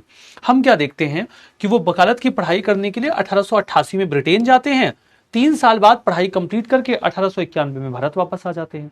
और 1891 में जब भारत वापस आते हैं तो यहां वकालत चलाने की कोशिश करते हैं, लेकिन वकालत बेटा सबकी तो नहीं चलती। महात्मा गांधी की वकालत चली नहीं, और जब उनकी वकालत नहीं चली तो वो 1893 में उनको एक प्रोजेक्ट मिल गया। दादा अब्दुल्ला उनके परिवार में एक दोस्त हुआ करते थे, उनके पिताश्री के दोस्त हुआ करते थे। वो जो है, जो दादा अब्दुल्ला हैं बेटा, दादा अब्दुल्ला यहां पर एक व्यापारी हुआ करते थे बेटा। तो दादा अब्दुल्ला एक व्यापारी के रूप में यहां पर आते हैं, ठीक है। हाँ, दादा अब्दुल्ला एक व्यापारी के रूप में अपना व्यापार साउथ अफ्रीका में चलाया करते थे। तो वो एक व्यापारी के तौर पर यहाँ पर आते हैं और कहते हैं महात्मा गांधी से कि भाई हमारे जो भाई साहब हैं उनका केस चल रहा है दक्षिण अफ्रीका में, जाओ वहां पर केस सुन लो उनका। उन्होंने कहा ठीक है, हम उनका केस सुन लेते हैं। तो फिर वो वहां पर केस सुनने के लिए निकले, जहाज से गए, जहाज से डरबन के, देखो भारत से वो आते हैं यहाँ पहले अफ्रीका, अफ्रीका में डरबन के कोस्ट से उतरते हैं और वहां पर जहाज से उतरने के बाद, ठीक है, और फिर वो वहां से प्रिटोरिया के लिए ट्रेन लेते हैं। तो डरबन से प्रिटोरिया के लिए जब वो ट्रेन लेते हैं तो वो ट्रेन से जा रहे होते हैं।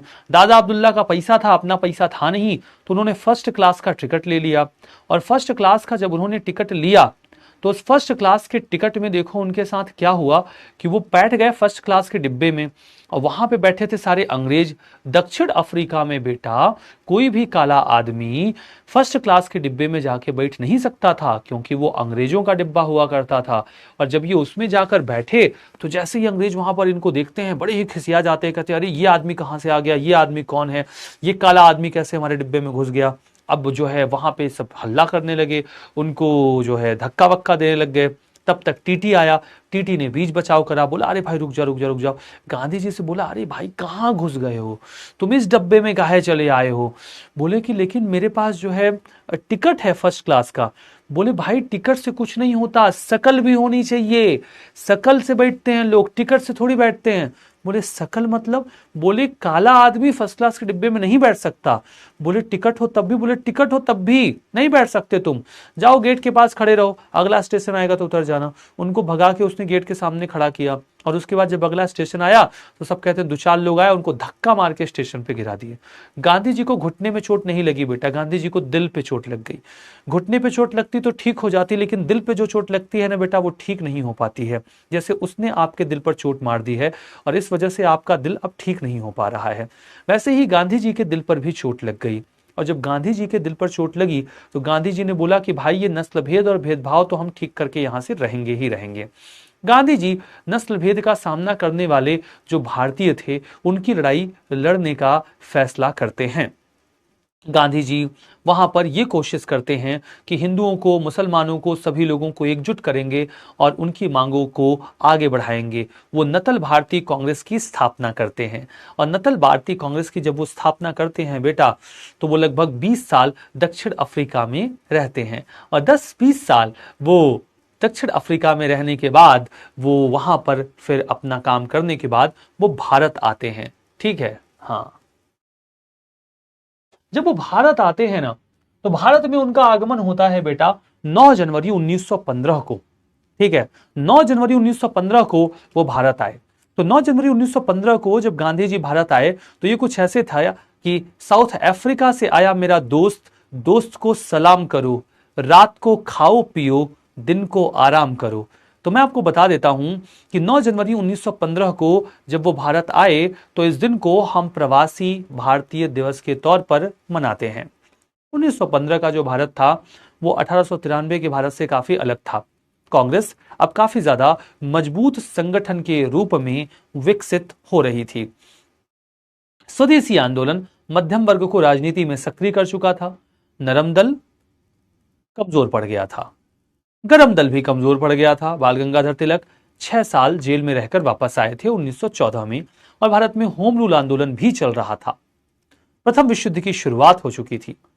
नरम दल ये चाहती थी कि गांधी जी उनमें शामिल हो जाएं, लेकिन गोपाल कृष्ण गोखले से गांधी जी ने पूछा, बोले कि गोखले जी, गोपाल कृष्ण गोखले जी गांधी जी के राजनीतिक गुरु हुआ करते थे, तो वो उनसे पूछते हैं कि गोखले जी बताइए क्या किया जाए, आपकी क्या राय है, मैं क्या करूं। तो उन्होंने कहा कि देखो अभी ना किसी गुट में शामिल मत हो, तुम एक काम करो, तुम इंडिया को अभी जानते नहीं हो तो तुम पहले 1 साल इंडिया को घूमो, देखो इंडिया क्या है, कौन है यहाँ के लोग, उनकी प्रॉब्लम्स क्या हैं। तो गांधी जी 1 साल फिर पूरे भारत को ट्रेन से घूमते हैं। सर होम रूल का मतलब, होम रूल एक आंदोलन था बेटा जो कि स्वराज पाने के प्रयास के लिए किया गया था। तिलक जी और एनी बेसेंट जैसे नेताओं ने होम रूल की शुरुआत की थी। गांधी जी 1 साल तक घूमते हैं और 1 साल तक घूमने के बाद वो अंतिम रूप में किसी भी राजनीतिक संगठन को ज्वाइन नहीं करते हैं, वो किसी भी राजनीतिक संगठन को ज्वाइन नहीं करते हैं। ठीक है, अब आप यहां पर समझो, उनका जो पहला पब्लिक अपीयरेंस था, मतलब पहली बार आम जनता के बीच में जो गांधी जी आते हैं, वो बीएचयू के इनॉग्रेशन यानी कि उद्घाटन समारोह में आते हैं। बीएचयू का जो उद्घाटन समारोह हो रहा था, बीएचयू की स्थापना पंडित महामना मदन मोहन मालवीय ने करी थी। मदन मोहन मालवीय ने बीएचयू की स्थापना करी थी। आप में से कोई बीएचयू से पढ़ा है क्या? बनारस हिंदू यूनिवर्सिटी से पढ़ा हुआ कोई बच्चा है क्या? तो मुझे बताओ, क्या कोई बच्चा बनारस हिंदू यूनिवर्सिटी से पढ़ा हुआ है? अगर कोई बच्चा पढ़ा हुआ हो तो बताए, ना पढ़ा हुआ हो तो और अच्छी बात है। ठीक है,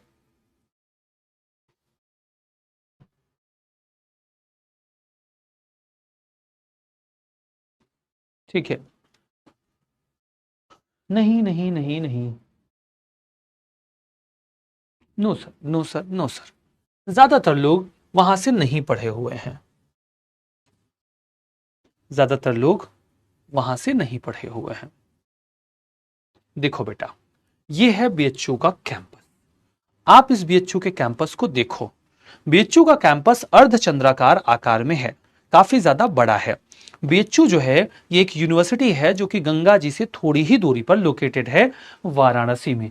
बीएचयू काफी बड़ा कैंपस है। इस इतने बड़े बीएचयू की जो स्थापना है ना, वो पंडित महामना मदन मोहन मालवीय ने करी थी। महामना मदन मोहन मालवीय ने जिस बीएचयू की स्थापना यहां पर करी है, उसके लिए हमने क्या देखा, वो बनारस के राजा के पास जाते हैं जमीन मांगने के लिए। तो बनारस के राजा उनसे कहते हैं कि मैं आपको मिर्जापुर पड़ोस में एक जगह है, वहां की विंध्य पहाड़ियों में कुछ जंगल का इलाका दे देता हूं, आप वहां पर अपना बीएचयू जो है बना लीजिए, यूनिवर्सिटी बना लीजिए। उन्होंने कहा, लेकिन वो चाहते थे कि उनको यूनिवर्सिटी शहर में मिले। तो उन्होंने फिर गोली दी राजा जी को। उन्होंने बोला, राजा जो है बीएचयू जब मैं यूनिवर्सिटी बनाऊंगा तो इस यूनिवर्सिटी में हजारों की संख्या में बच्चे पढ़ेंगे, और जो बच्चे पढ़ेंगे वो सुबह सुबह स्नान करेंगे। तो आप नहीं चाहते हैं, मैं चाहता हूं कि मेरा बीएचयू गंगा जी के किनारे बने। तो उन्होंने कहा कि अच्छा, तुम गंगा जी के किनारे बनाना चाहते हो? बोले हाँ।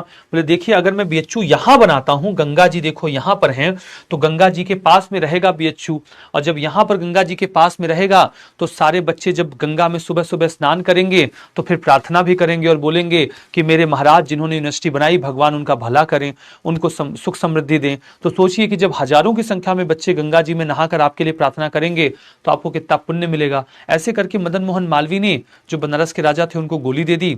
उन्होंने कहा कि आप ये वाला एरिया हमको दे दीजिए, ये वाला एरिया आप हमको दे देंगे तो हम यहाँ पे बीएचयू बना लेंगे। तो फिर महाराज जो है वो उनकी चपेट में आ गए, मदन मोहन मालवीय के। उन्होंने कहा, तुमको कितनी जमीन चाहिए? बोले, यूनिवर्सिटी बनाने के लिए तो बड़ी जमीन लगेगी। उन्होंने कहा, कोई बात नहीं, सुबह से शाम तक आप जितना पैदल चल के एरिया कवर कर लेंगे उतना जमीन हम आपको बीएचयू के लिए दे देंगे। तो मैं आपको बता दूं बेटा, इतना बड़ा एरिया जो आप शहर के बीचों बीच देख रहे हैं ना, ये मदन मोहन मालवीय सुबह से लेकर शाम तक पैदल चले थे, और पैदल चलने के बाद उनको इतना बड़ा एरिया घेर कर दे दिया गया था, और उसके बाद उन्होंने यहां पे बीएचयू बनाया। अब बनारस के राजा ने जमीन तो दे दी, लेकिन खाली जो जमीन है, खाली जमीन है, उस जमीन में तो देखो उनको जो है यहां पर खाली बीएचयू बन नहीं जाएगा। तो बीएचयू बनाने के लिए फिर वो क्या करते हैं बेटा, वो डोनेशन मांगना शुरू करते हैं। और जब वो डोनेशन मांगने की शुरुआत करते हैं तो सारे प्रिंसली स्टेट के जो राजा लोग थे वो उनको डोनेशन देते थे। लेकिन डोनेशन देते देते बेटा वो कहां पहुंच गए डोनेशन मांगने के लिए? हैदराबाद के निजाम के पास। अब हैदराबाद का जो निजाम था वो था मुसलमान। हैदराबाद का निजाम डोनेशन देता था, हाँ जी वो डोनेशन देता था। तो वो गए, उन्होंने बोला कि भाई निजाम हमको डोनेशन दे दो, हम यूनिवर्सिटी बना रहे हैं। बोले बिल्कुल देंगे, यूनिवर्सिटी बनाने का काम तो बहुत अच्छा काम है, क्या नाम है आपकी यूनिवर्सिटी का? तो इन्होंने बोला कि हमारी यूनिवर्सिटी का नाम है बनारस हिंदू यूनिवर्सिटी। तो बोले, तो जब तुम्हारी यूनिवर्सिटी का नाम हिंदू यूनिवर्सिटी है तो तुम हमसे पैसा मांगने जो है काहे आए हो, हमसे काहे पैसा मांग रहे हो? तो निजाम से इन्होंने बोला, तो अरे क्या हो गया, यूनिवर्सिटी तो यूनिवर्सिटी होती है, नाम हिंदू यूनिवर्सिटी है, पढ़ेंगे तो सब मुसलमान भी पढ़ेंगे। तो बोले, जब मुसलमान भी पढ़ेंगे तो इसका नाम हिंदू यूनिवर्सिटी तुमने क्यों रखा है, तो हम पैसा क्यों दें? तो फिर वो उनसे बार बार पैसा मांगने लग गए। तो वो इरिटेट हो गया निजाम, बोला देखो यहाँ से चले जाओ, हमको गुस्सा न दिलाओ। बोले निजाम पैसा दे दो, नहीं ठीक नहीं होगा। निजाम बोला अभी हम तुमको बताते हैं। निजाम ने अपनी जूती निकाली, खींच के मदन मोहन मालवीय को मारी। हालांकि मदन मोहन मालवीय को वो जूती लगी तो नहीं, लेकिन उनके पास जाके गिरी। तो मदन मोहन मालवीय ने बोला कोई बात नहीं। वो उनकी जूती लेके उठा के चल दिए। मोजरी होती है, राजा लोग नवाब लोग पहनते हैं, वो लेके चल दिए। और जब वो लेकर गए तो वहां मार्केट में चौराहे पे बैठ गए, और चौराहे पे बैठकर बोलते क्या हैं कि निजाम की जूती की नीलामी हो रही है, सब लोग बोली लगाओ। अब निजाम की जूती की नीलामी होने लगी। अब भाई सारे व्यापारी, निजाम की जूती किसको नहीं चाहिए, सब लोग अपने को रखेंगे घर पे, दिखाएंगे कि हमारे पास निजाम की जूती हमने नीलामी में खरीदी थी।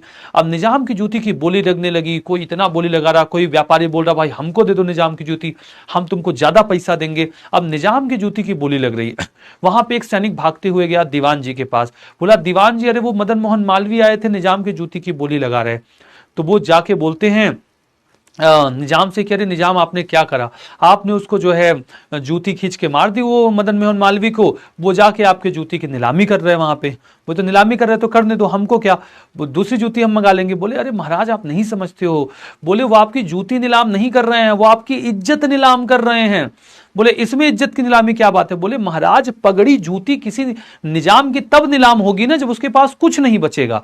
आपका इतना बड़ा समृद्ध राज्य है और कोई आदमी जाके आपकी जूती नीलाम कर रहा है, जूती नीलाम करने का मतलब है आपकी इज्जत नीलाम करना। बोले ऐसी बात है क्या। बोले बुलाओ बुलाओ बुलाओ उसको बुलाओ। वो लोग गए भागकर जो है मदन मोहन मालवीय को बुला के ले गया। बोले तुम उनकी जो है जूती नीलाम मत करो, तुम आओ यहाँ पर आओ। तो मदन मोहन मालवीय गए, बोले कि क्या हो गया। बोले कि तुम हमारी जूती नीलाम क्यों कर रहे हो। बोले कि हम आपसे डोनेशन मांग रहे थे, आप जो दिए वो लेके जा रहे हैं, आप हमको जूती दिए तो हम वो लेके गए, अब उससे जो पैसा मिलेगा उससे यूनिवर्सिटी बनाएंगे। बोले कि भाई इस आदमी को कितना पैसा चाहिए तुमको। बोले अरे वो नीलामी में जो मिल रहा था उससे थोड़ा ज्यादा दे दीजिएगा। तो अपने जो है दीवान साहब को बोले कि ये जितना पैसा मांग रहे हैं इनको दो और इनको यहां से भगाओ, इनसे दोबारा हमको ना दिखें। खैर इस तरीके की कहानी यूनिवर्सिटी के बनाने को लेकर मिलती है कि यूनिवर्सिटी के बनाने में निजाम ने भी डोनेशन दिया और मदन मोहन मालवीय ने जैसे तैसे उनसे डोनेशन निकलवाया था। जब पूरा बीएचयू बनकर तैयार हो गया तो उसका इनॉग्रेशन हुआ। इस इनॉग्रेशन में गांधी जी को भी इनवाइट किया गया।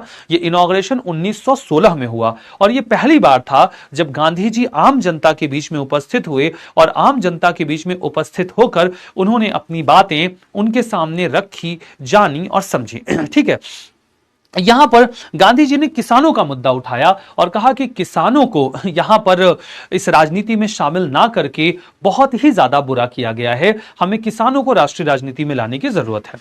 तो मुझे बताओ बेटा कि क्या आपको यह कहानी समझ में आई? Could you all understand this? क्या आप इस चीज को समझ पाए?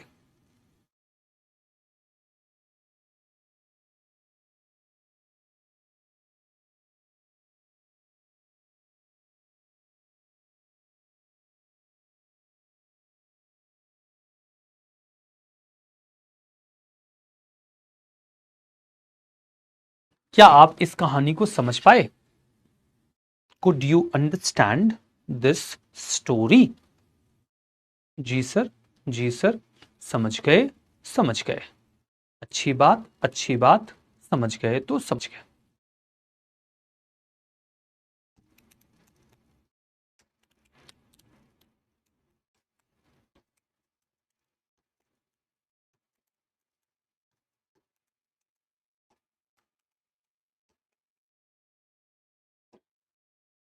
चलो, अगर आप ये समझ गए तो मैं अब आपको बताता हूं गांधी जी के आरंभिक आंदोलन।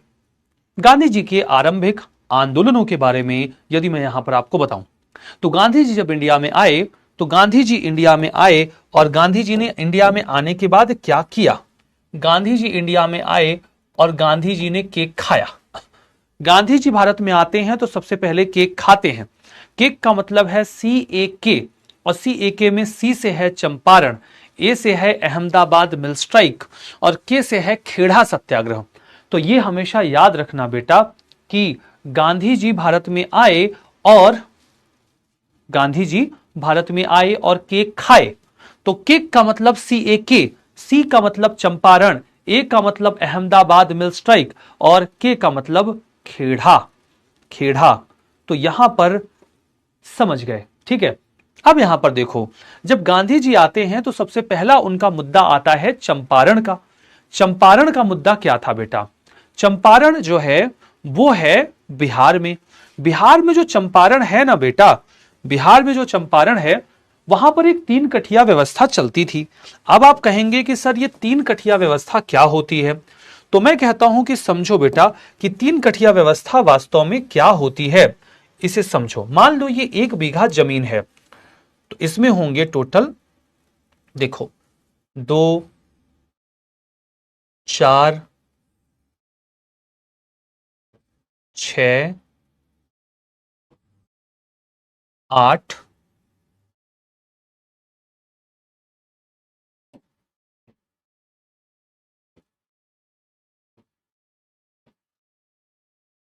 8 के बाद 10, 12, 14, 16, 18, 20। तो देखो इसको बोलेंगे 1 बीघा। 1 बीघा, तो जो 3 कठिया सिस्टम है उसमें मान लो मैं इसको बोलता हूं 1 बीघा जमीन। ये है 1 बीघा जमीन। 1 बीघा जमीन में होता है 20 कट्ठा, मतलब 1 बीघा जमीन को 20 कट्ठों में बांटा जाता है। तो अगर ये पूरी जमीन 1 बीघा है तो यहां पर ये जो है ना, इसको हम बोलेंगे कट्ठा। 3 कठिया सिस्टम का मतलब क्या था कि अंग्रेजों ने एक नियम बनाया था। उन्होंने कहा कि जो 3 बीघा जमीन है उसमें 20 कट्ठे होते हैं, उन 20 कट्ठों में से तुमको 3 कट्ठे पर नील उगाना पड़ेगा। उन्होंने क्या बोला? उन्होंने बोला कि 3 कट्ठों पर तुम नील उगाओ, बाकी कट्ठों पर तुमने जो उगाना है उगाओ। तो वो क्या बोलते हैं कि बाकी कट्ठों पर तुम बाकी अपनी खेती करो, हम तुमको मना नहीं कर रहे हैं, लेकिन 3 कट्ठों पर तुमको नील की खेती करनी पड़ेगी। अब नील अंग्रेजों को चाहिए होती थी क्योंकि नील उनके उद्योग में यूज होता था, तो नील की खेती जो वो करवाते थे 3 कट्ठों के ऊपर, इसी पूरी व्यवस्था को 3 कठिया सिस्टम बुलाया जाता था। मतलब आपको समझ में आया कि 1 बीघे में होते थे 20 कट्ठे और वो किसानों से जबरदस्ती यहां पर 3 कट्ठों पर नील की खेती करवाते थे। नील की खेती के नुकसान मैंने आपको पहले भी बताए थे कि नील की खेती के बाद जमीन हो जाती है बंजर और उस पर कुछ पैदा नहीं होता है, इसीलिए किसान अक्सर नील की खेती करने से कतराते थे। हमने देखा कि किसानों ने नील की खेती करने से मना किया, तो चंपारण के किसान वहां के एक क्षेत्रीय नेता के पास गए जिनका नाम राजकुमार शुक्ला था। राजकुमार शुक्ला ने कहा कि हमारे बस की बात नहीं है, बात थोड़ी बड़ी है, तो किसी बड़े आदमी को बुलाना पड़ेगा। उन्होंने कहा कि बुलाइए। तो उन्होंने कहा कि ठीक है, तो उन्होंने गांधी जी को बुलाया। गांधी जी को वहां का जो कमिश्नर था उसने बोला गांधी जी घुस मत जाना चंपारण में। उन्होंने कहा तुम्हारी ऐसी की तैसी। गांधी जी गए चंपारण में और उसके बाद उन्होंने बोला कि कोई नील नहीं उगाएगा, मैं देखता हूं ये क्या करते हैं। बाद में अंग्रेजों ने दबाव में आकर 3 कठिया सिस्टम को समाप्त कर दिया। इस तरीके से गांधी जी ने अपने प्रयासों से चंपारण सत्याग्रह को लॉन्च करके चंपारण के किसानों को सहूलियत दिला दी। ठीक है, इसके बाद चलो गांधी जी का पहला आंदोलन सफल हो गया, और जब गांधी जी का पहला आंदोलन सफल हो गया तब आता है गांधी जी का दूसरा आंदोलन। इस दूसरे आंदोलन को हम बुलाते हैं अहमदाबाद मिल स्ट्राइक। अहमदाबाद मिल स्ट्राइक जो है वो बेटा 1918 में शुरू हुई है। अहमदाबाद मिल स्ट्राइक 1918 में हुई। अहमदाबाद का क्षेत्र समझो बेटा, अहमदाबाद का क्षेत्र आज तो गुजरात में है, लेकिन गुजरात तो आजादी के बाद बना, उसके पहले तो सब बॉम्बे में ही था। ठीक है, ठीक है, बॉम्बे में ही था। तो बॉम्बे में जो अहमदाबाद हुआ करता था वहां पर कॉटन मिल यानी कि कपड़े की बहुत सारी मिलें थी। अब इन कपड़ों की मिलों में जो मजदूर थे वो काम करते थे, और कपड़ों की मिलों में जो मजदूर काम करते थे, हमने क्या पाया कि हमने देखा कि वहां पर प्लेग आ गया। तो प्लेग के आ जाने की वजह से मजदूरों ने वहां पर काम पर जाने से मना कर दिया। तो जो मिल के मालिक थे उनको लगा कि इससे तो बड़ा भारी नुकसान हो जाएगा, तो उन्होंने एक प्लेग बोनस अनाउंस किया। अब उस प्लेग बोनस का मतलब यह था कि प्लेग बोनस जो था वो 80 से 100% तक था। ये कुछ ऐसे है कि मान लीजिए आपकी सैलरी 100 रुपए है, तो मिल के मालिकों ने कहा कि चलो तुमको 200 रुपए दे देंगे, आ जाओ काम पर। अब जब डबल सैलरी मिलने लगी तो प्लेग के बावजूद मजदूर काम पर गए, उत्पादन बना रहा। लेकिन थोड़े समय के बाद प्लेग खत्म हो गया, और जब प्लेग नाम की बीमारी जो कि चूहों से फैलाने से होती है वो खत्म हो गई, तो उन्होंने प्लेग बोनस भी खत्म कर दिया। और जब प्लेग की बीमारी के खत्म होने के साथ उन्होंने प्लेग बोनस भी खत्म कर दिया तो मजदूरों को बड़ा बुरा लगा। मजदूरों ने कहा कि नहीं मालिक, प्लीज प्लेग बोनस मत खत्म करिए। तो मिल के मालिकों ने बोला कि अरे भाई साहब, प्लेग नाम की बीमारी थी तो उसके लिए बोनस दिया था, अब प्लेग खत्म तो बोनस खत्म, आप ऐसा क्यों कर रहे हो? उन्होंने बोला मालिक समझिए ना, द्वितीय विश्व युद्ध के बाद, प्रथम विश्व युद्ध के बाद महंगाई बहुत बढ़ गई है, काम चल नहीं पा रहा है मालिक हुजूर, प्लीज। उन्होंने बोला देखो भाई ये तो गलत है, प्लेग पे तुमको बोनस दिया था, प्लेग खत्म बोनस खत्म। प्लेग एक बीमारी का नाम है बेटा, जैसे आप लोगों ने कभी कुछ सुना ही नहीं है। कैसे करोगे बेटा तुम लोग यूपीएससी की तैयारी? मैं तो बड़ा चिंतित हूं आप लोगों के लिए। मतलब आप लोगों को इतना छोटा छोटा चीज नहीं पता है, प्लेग नाम की बीमारी के बारे में ही आपने कभी नहीं सुना है, जैसे 12th तक आपने बिल्कुल भी पढ़ाई नहीं की हो, ऐसा कभी कभी मुझे महसूस होता है। ठीक है, तो यहां पर आप समझो। हाँ, तो वो कहते हैं कि अच्छा, बोलते हैं कि मालिक कोई बात नहीं है, एक काम करो कि आप ना हमारा 50% सैलरी बढ़ा दो। एक काम करो, 100 रुपए आप हमको पहले एक्स्ट्रा देते थे, आप 50 रुपए हमारी सैलरी बढ़ा दो, आप 100 का 150 कर दो। मालिक ने कहा बेटा 100 रुपए का 150 तो नहीं करेंगे, 100 रुपए का 120 कर दे रहे हैं। बोला नहीं मालिक, नहीं हो पाएगा। बोले नहीं हो पाएगा तो हम नहीं करेंगे। बोले नहीं हो पाएगा तो हम काम भी नहीं करेंगे। अब सारे जो मजदूर थे वो स्ट्राइक पर चले गए, और जब सारे के सारे मजदूर स्ट्राइक पर चले गए तो फिर यहां पर बुलाया गया गांधी जी को। गांधी जी ने मजदूरों के लिए आमरण अनशन शुरू कर दिया और सारे मिल मालिक दबाव में आ गए। फिर मिल मालिकों ने बोला गांधी जी, ना आपका ना हमारा, न 20% न 50%, बीच में मांडवली करके समझौता कर लेते हैं, 35% सैलरी बढ़ा देंगे, मान लीजिए बात को। तो बीच का रास्ता निकाला गया और 35% सैलरी बढ़ा दी गई। अहमदाबाद मिल स्ट्राइक भी यहां पर सक्सेसफुल हो गई। अहमदाबाद मिल स्ट्राइक के सक्सेसफुल हो जाने के बाद भी मजा आ गया। उसके बाद क्या हुआ, आया खेड़ा सत्याग्रह। खेड़ा बेटा आप देखो तो बिहार का, खेड़ा गुजरात का एक क्षेत्र है, गुजरात का जो क्षेत्र है खेड़ा, वहां पर आया अकाल। अकाल में बेटा फसल एकदम खराब हो गई, फसल कुछ हुई नहीं। अंग्रेजों का एक अकाल कानून था, एक अकाल कोड था। उस अकाल कोड में कहा गया था कि अगर किसी साल फसल 1/4 से भी कम हो तो फिर किसानों से कर नहीं वसूला जाएगा। फसल इस बार 1/4 से कम हुई थी, लेकिन अंग्रेज कर माफ करने को राजी नहीं थे। गांधी जी को बुलाया गया। गांधी जी ने बोला कोई 1 रुपया नहीं देगा इन अंग्रेजों को, देखेंगे जो होगा वो देखा जाएगा। तो फिर किसानों ने कर नहीं दिया। अंग्रेजों ने अंतिम में दबाव में आकर, ठीक है, दबाव में आकर उन्होंने क्या किया कि कर माफ कर दिया। इस तरीके से हमने क्या पाया, इस तरीके से हमने पाया कि गांधी जी ने सफलतापूर्वक यहां पर अपना आंदोलन सफल कर लिया। तो मुझे बताइए बेटा कि क्या आपको इतनी बात समझ में आई? मुझे बताइए बेटा कि क्या आपको इतनी बात समझ में आई?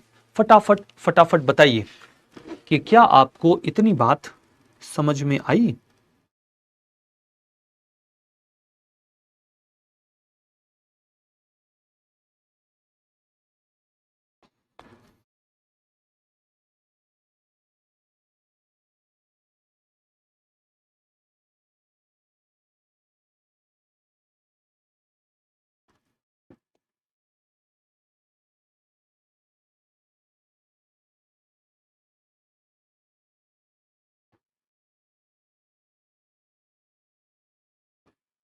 जी सर, जी sir, yes sir, yes sir.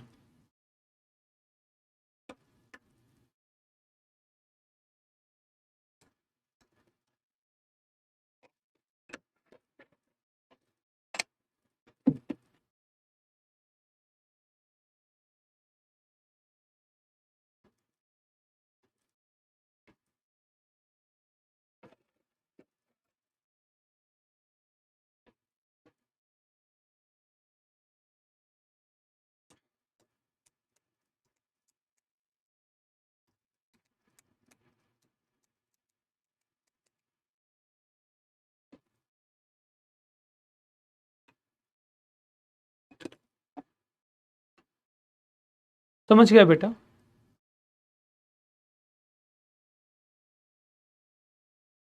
समझ गया बच्चा? रोहित बेटा नाटक ना करो यार, तुमको भी पता है। अच्छा नहीं नहीं, कुछ और बोल रहे थे तुम, मैं नहीं समझ पाया जो भी बोल रहे थे। चलो उस समय गुजरात तो था नहीं, तो खेड़ा में गुजरात कैसे हो गया? कुणाल बेटा तुम अपनी बुद्धि से बताओ कैसे हो गया, अपनी बुद्धि से बताओ। आज के हिसाब से बताया होगा अगर उस समय नहीं था तो। क्यों स्पैम करते हो भाई? तुमको भी सवाल का जवाब पता है। ये लड़का जबरदस्ती कॉपी पेस्ट कर रहा है, इसलिए टीचर इरिटेट होता है तुम लोगों से। तुमको नहीं पता है कि उस समय गुजरात नहीं था। जब मैंने बता दिया कि हाँ उस समय गुजरात नहीं था, और उसके बाद मैं अभी बोल रहा हूं कि खेड़ा जो है गुजरात में है, तो मैं क्या बोल रहा हूँ? क्या कहता है आपका दिमाग, क्या कहता है? आपका दिमाग यही बताएगा ना कि हाँ सर आज के हिसाब से बता रहे होंगे कि आज गुजरात में है खेड़ा। तो जो चीज पता है उस चीज को जबरदस्ती कॉपी पेस्ट कर रहे हो ना, अपना टाइम बर्बाद कर रहे हो, दूसरे बच्चों का टाइम वेस्ट कर रहे हो। यूपीएससी की तैयारी करने आए हो यार तुम। जैसे जब मैंने गला फाड़ के बता दिया कि हाँ उस समय गुजरात नहीं था, गुजरात आजादी के बाद बना है, अगर उसके बाद भी मैं ये बोल रहा हूं कि खेड़ा गुजरात में था, तो मैं क्या बोल रहा हूंगा? आपका खुद का दिमाग क्या कर रहा है, क्या कह रहा है आपका अपना दिमाग? इतना तो कॉमन सेंस है ना कि समझ जाओगे कि सर आज के हिसाब से बोल रहे होंगे कि आज के गुजरात में है। कॉमन सेंस नहीं लगाओगे, बस टाइम वेस्ट करोगे अपने दोस्तों का। मेरा क्या है, मैं दो बातें एक्स्ट्रा बोल दूंगा जबरदस्ती। अपने दोस्तों के बारे में तो सोच लिया करो यार, लेकिन अपना काम खाली देखना है, दूसरों से तो मतलब है नहीं। भाई इधर और भी लोग हैं, तुम्हारे जैसे ही लोग हैं, उन्होंने भी फीस भरी है मेहनत से, वो भी सब मेहनत से पढ़ने आए हैं। दूसरों का टाइम क्यों वेस्ट करते हो बेटा? ऐसा नहीं करना चाहिए, बिल्कुल नहीं करना चाहिए ऐसा। निशांत कहते हैं लिख कर पढ़ाई। सर नहीं पढ़ाऊंगा बेटा, लिख के नहीं पढ़ाऊंगा। कैसे पढ़ा रहा हूं? लिख के ही नहीं पढ़ा रहा हूं, तुमने लिखा है ये जो है, ये जो लिखा हुआ है, ये तुमने लिखा है। ये तुमने लिखा है कि मैंने लिखा है? मैंने ही लिखा है ना। लिख के पढ़ाओ क्या होता है भाई? तुमने लिख के भेजा था, मुझे मेल किया था कि सर मैं लिख के दे रहा हूं, पढ़ा दो आप। मैं ही ना लिख के लाया हूं कि तुम लिख के लाए हो? एक का है, पता नहीं कब से सर लिख के पढ़ाओ, लिख के पढ़ाओ। अरे मैं ही तो लिख के पढ़ा रहा हूं भाई, तुम थोड़ी लिख के लाए हो यार। काम डाउन, मैं मजे ले रहा हूं बेटा, मैं काम डाउन ही हूं, मत टेंशन लो।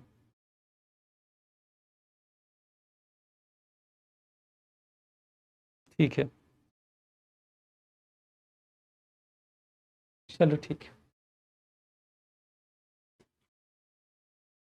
Clear clear clear. चलो शुरू करते हैं। भारतीय राष्ट्रीय आंदोलन व महात्मा गांधी का योगदान। अब चलो मैं पूरे राष्ट्रीय आंदोलन को 3 हिस्सों में विभाजित करता हूं। पहला हिस्सा है यहाँ पे 1919 से 1922, दूसरा है 1922 से 1929, तीसरा है 1929 से 1947। ठीक है, 19 से 22, 22 से 29, 22 और 29 से 47। ठीक है, यहां पे समझ में आ गया? समझ में आ गया? ठीक है, चलो अब मैं बताता हूं सबसे पहले आपको 1919 से 1922 के बारे में। 1919 से 1922 की एक सबसे महत्वपूर्ण घटना रही जिसको हम बुलाते हैं रॉलेट सत्याग्रह। अब मैं आपको बताता हूं रॉलेट सत्याग्रह क्या था। मार्च 1919 में बेटा अंग्रेजों ने एक रॉलेट अधिनियम जारी किया। रॉलेट अधिनियम को जारी करने के लिए एक व्यक्ति को जिम्मेदारी दी गई थी। इन व्यक्ति का नाम था सिडनी रॉलेट। सिडनी रॉलेट ने क्या बोला कि भारतीय लोगों के ऊपर नियंत्रण स्थापित करने के लिए आप एक सख्त कानून लेकर आओ। तो 1919 में, हाँ 1919 में यहां पर जो रॉलेट एक्ट आया हुआ है, आप इस चीज को समझो कि 1919 का जो रॉलेट एक्ट है, ये अधिनियम जो आया है, इसमें बड़े सख्त नियम कानून थे। इस सख्त नियम कानून का यहां क्या मतलब था? इन्होंने इस सख्त नियम कानून में बोला था कि किसी भी व्यक्ति को केवल अगर डाउट हो जाए कि वो अंग्रेजों के विरुद्ध कोई कार्रवाई कर रहा है, तो उसे यहां पर 2 साल के लिए जेल में डाला जा सकता है। 2 साल के लिए जेल में डाल देंगे, और एक बार 2 साल के लिए जेल में डाल देंगे। ठीक। रिया कह रही है सर आप गुजरात में आओ। बेटा बुला रहे हो कि धमका रहे हो कि सर गुजरात में आके दिखाओ, तब आपको बताएंगे खेड़ा कहां पर है। रॉलेट एक्ट, तो देखो सिडनी रॉलेट एक इंसान का नाम था। सिडनी रॉलेट जो है वो जिस इंसान का नाम था, वो अनुशंसा करता है, उसी की अनुशंसा के ऊपर ये कानून लाया जाता है। ये कानून उसी अनुशंसा पर लाया जाता है, इसीलिए इसको रॉलेट अधिनियम कहा गया। ये कानून बहुत ही सख्त था। इसमें कहा गया था कि किसी भी व्यक्ति को महज शंका मात्र के ऊपर 2 साल के लिए जेल में डाला जा सकता है, और आपको एक बार बिना वारंट के भी जेल में डाल दिया गया तो उसके खिलाफ कोई कार्रवाई नहीं हो सकती, आप कोई अपील नहीं कर सकते। यही कारण था कि इस कानून को बिना अपील, बिना वकील, बिना दलील का कानून बुलाया गया, कि बिना अपील, बिना वकील, बिना दलील का ये कानून है। हमने क्या देखा कि इस कानून के विरोध में फिर आंदोलन शुरू हुआ। 6 अप्रैल 1919 को गांधी जी ने इसके विरोध में एक रॉलेट सत्याग्रह शुरू कर दिया। मोहम्मद अली जिन्ना जो थे वो भी इस कानून का विरोध करते हैं। ठीक है, इसके अतिरिक्त हम क्या देखते हैं कि अंग्रेजों ने इस पूरे आंदोलन को रोकने के लिए मार्शल लॉ लगा दिया। मार्शल लॉ का मतलब होता है बेटा सैन्य कानून। फिर से दोहराता हूं, मार्शल लॉ का मतलब होता है सैन्य कानून, यानी कि सेना का कानून। अब सेना का कानून लगेगा, फिर से बताता हूं, मार्शल लॉ का मतलब होगा सेना का कानून। ठीक है, वो उन्होंने लगा दिया। पूरे भारत में धरना प्रदर्शन, हड़तालें शुरू हो गई। ये प्रथम भारतीय अखिल स्तरीय आंदोलन था। पंजाब और दिल्ली में यह आंदोलन काफी हद तक हिंसक भी हो गया। 13 अप्रैल 1919 को जब इस आंदोलन के दौरान मार्शल लॉ लगा दिया गया था और कहा गया था कि 4 या 5 से ज्यादा लोग एक जगह इकट्ठा नहीं होंगे, जिसकी जानकारी लोगों को नहीं थी, तो बैसाखी का त्योहार हर साल की तरह उस साल भी आया। और उस साल जलियांवाला बाग जो पंजाब का था, वहां पर हजारों लोग मेला देखने पहुंचे, जहां पर महिलाएं, बच्चे, बूढ़े लोग भी थे। वहां पर जनरल डायर आता है और वो अंधाधुंध गोलियां चला देता है, और अंधाधुंध उन गोलियों में आधिकारिक आंकड़ों के मुताबिक 379 लोगों की मौत हुई। लेकिन वास्तविकता तो ये थी कि मरने वाले लोगों की संख्या 1000 से ज्यादा थी। जलियांवाला बाग हत्याकांड एक बहुत ही दुर्दांत हत्याकांड था। इसके बाद तो पूरे भारत में बहुत अधिक आक्रोश का माहौल रहा। हमने देखा कि गांधी जी ने यह समझ लिया कि गांधी जी ने, रविन्द्रनाथ टैगोर ने यहाँ पर नाइटहुड की उपाधि जो अंग्रेजों ने दी थी उसको वापस किया। गांधी जी ने यहाँ पर अपना कैसरे हिंद की उपाधि को वापस किया। गांधी जी ने यह समझ लिया कि आंदोलन हिंसक हो चुका है और अब इसे नियंत्रित नहीं किया जा सकेगा, अंग्रेज और भी लोगों को मारेंगे। तो गांधी जी ने यहाँ पर 18 अप्रैल 1919 को इस आंदोलन को वापस ले लिया। बहुत ही दुर्दांत घटना रही है जलियांवाला बाग हत्याकांड। हमने देखा कि गांधी जी के मन में गुस्सा था। गांधी जी ने कहा कि अंग्रेजों का बहुत हो चुका, अब इनके खिलाफ एक अखिल भारतीय स्तर के आंदोलन की आवश्यकता है। और गांधी जी ने इस बदले के लिए एक आंदोलन की शुरुआत करी। उस आंदोलन का नाम था खिलाफत आंदोलन और असहयोग आंदोलन। सबसे पहले मैं खिलाफत आंदोलन में खिलाफत का मतलब बताता हूं, इस बात को ध्यान से समझना। 2 देश हैं, एक देश है ब्रिटेन और दूसरा देश है तुर्की या फिर ऑटोमन। एक देश है ब्रिटेन और दूसरा देश है तुर्की या फिर ऑटोमन। तुर्की या फिर जो ऑटोमन है वो एक मुसलमान देश है, अंग्रेज तो अंग्रेज ही हैं, क्रिश्चियन हैं। अब ये जो तुर्की यानी कि ऑटोमन साम्राज्य है, प्रथम विश्व युद्ध में ये ब्रिटेन के खिलाफ लड़ रहा था। तो तुर्की के साथ क्या हुआ, तुर्की हार गया, ब्रिटेन जीत गया। अभी तुर्की जो हार गया और ब्रिटेन जो जीत गया, अब तुर्की के ऊपर नियम कानून लगेंगे। तुर्की के जो सुल्तान थे जो अब हार चुके हैं, यहां तुर्की के सुल्तान को खलीफा कहा जाता था। और तुर्की के सुल्तान जो खलीफा होते थे, उनको पूरी दुनिया के मुसलमान अपना स्पिरिचुअल यानी कि आध्यात्मिक नेता मानते थे। और जब तुर्की के सुल्तान की हार हुई यानी कि खलीफा की हार हुई, तो ऐसा लगने लगा कि खलीफा के पद को अब समाप्त कर दिया जाएगा, उनके सारे अधिकार छीन लिए जाएंगे। तो खलीफा जो तुर्की में थे, उनको लेकर भारत के मुसलमानों ने भी आवाज उठाई, क्योंकि भारत के मुसलमान भी उन्हें अपना आध्यात्मिक नेता मानते थे। तो यहां पर जो आवाज उठाई गई वो खलीफा के लिए थी। खलीफा के लिए उठाई गई आवाज को खिलाफत कहा गया। फिर से दोहराता हूं, खलीफा के लिए उठाई गई आवाज को खिलाफत कहा गया। अपनी बात को फिर से दोहराता हूं बेटा, खलीफा के लिए उठाई गई आवाज को खिलाफत कहा गया। खलीफा के लिए जो आवाज उठाई गई, जिसे हमने खिलाफत कहा, अगर हम इस बारे में बात करें तो हम देखते हैं कि प्रथम विश्व युद्ध के पश्चात आर्थिक कठिनाइयां, गरीबी, बेरोजगारी, महंगाई बढ़ी और खिलाफत का मुद्दा भी आ गया। रॉलेट अधिनियम की दमनकारी जो नीति थी, इससे लोग परेशान थे। जलियांवाला बाग हत्याकांड में जो दुर्दांत घटना हुई थी, उससे लोगों के मन में गुस्सा था। प्रशासन में भारतीयों को भागीदारी नहीं थी और मेन मुद्दा तुर्की के सुल्तान का आ गया। भारतीय लोगों ने मांग ये करनी शुरू करी कि भाई जो हमारे खलीफा हैं उनको आप कुछ राजनीतिक क्षेत्र दे दो, जिसको कि इराक, सीरिया, अरब और फिलिस्तीन का क्षेत्र आप उनको दे दो। उस क्षेत्र को वो जजीरात उल अरब बुलाते थे और वो कहते थे कि मक्का और मदीना भी खलीफा के पास होना चाहिए। ये मांगे वो कर रहे थे, अंग्रेज इन मांगों को मान नहीं रहे थे और यही कारण है कि मुसलमानों ने यह आंदोलन छेड़ा। मुसलमानों के इस आंदोलन को गांधी जी ने ज्वाइन किया और गांधी जी ने बाकी के लोगों को इसमें सम्मिलित कर लिया और यही खिलाफत आंदोलन एक बहुत बड़े असहयोग आंदोलन में परिवर्तित हो गया। गांधी जी ने खिलाफत आंदोलन को हिंदू मुस्लिम एकता के तौर पर संभाला और इसमें स्वराज की मांगों को जोड़ दिया। अंग्रेजों का यह असहयोग या बहिष्कार करने का जो आंदोलन था, यह असहयोग आंदोलन में परिवर्तित हो गया। आंदोलन, गांधी जी कहते हैं कि अगर 1 साल तक चला तो 1 साल तक हम अंग्रेजों से स्वराज ले लेंगे। मोतीलाल नेहरू, सी.आर. दास, सी राजगोपालाचारी इसमें वकालत छोड़ देते हैं। सरकार जो विद्यार्थी थे उन्होंने सरकारी विद्यालय छोड़ दिए। विदेशी कपड़ों का बहिष्कार किया गया, उनको जलाया भी गया। आंध्र के क्षेत्र में वन कानूनों को तोड़ा गया। अवध के क्षेत्र में किसानों ने कर देने से मना किया और कुमायूं के क्षेत्र में कामगारों ने विदेशियों का सामान ढोने से मना कर दिया। पूरे देश में असहयोग आंदोलन जोर शोर से शुरू हो गया। आंदोलन इतनी तेजी से चल रहा था कि अंग्रेज थोड़ा सख्ते में तो जरूर थे, लेकिन यह आंदोलन सफल ना हो सका। इसी बीच में एक घटना हो गई जिसको हम चौरी चौरा की घटना कहते हैं। 4 फरवरी 1922 चौरी चौरा, जो कि उत्तर प्रदेश में गोरखपुर के पास में है, वहां पर कुछ लोगों ने एक पुलिस थाने में आग लगा दी। 22 पुलिस वाले जल के मर गए। अब यह बात तय थी कि अंग्रेज और अधिक हिंसक होंगे और अगर अंग्रेज और अधिक हिंसक होंगे तो उनकी हिंसा की चपेट में हम सब आएंगे। गांधी जी ने आंदोलन को वापस ले लिया। गांधी जी पर केस चलाया न्यायमूर्ति C.N. ब्रूमफील्ड ने और उन्हें 6 साल की सजा दे दी गई। हालांकि गांधी जी के स्वास्थ्य के खराब होने के कारण उन्हें 2 साल के पहले ही छोड़ दिया गया। यहां पर मैंने आपको असहयोग आंदोलन के बारे में बता दिया है। आज मैंने आपको काफी कुछ पढ़ा दिया है। इसके बाद की कहानी मैं कल आपको पढ़ाने वाला हूं। कल मैं आपको इसके आगे की कहानी बताऊंगा।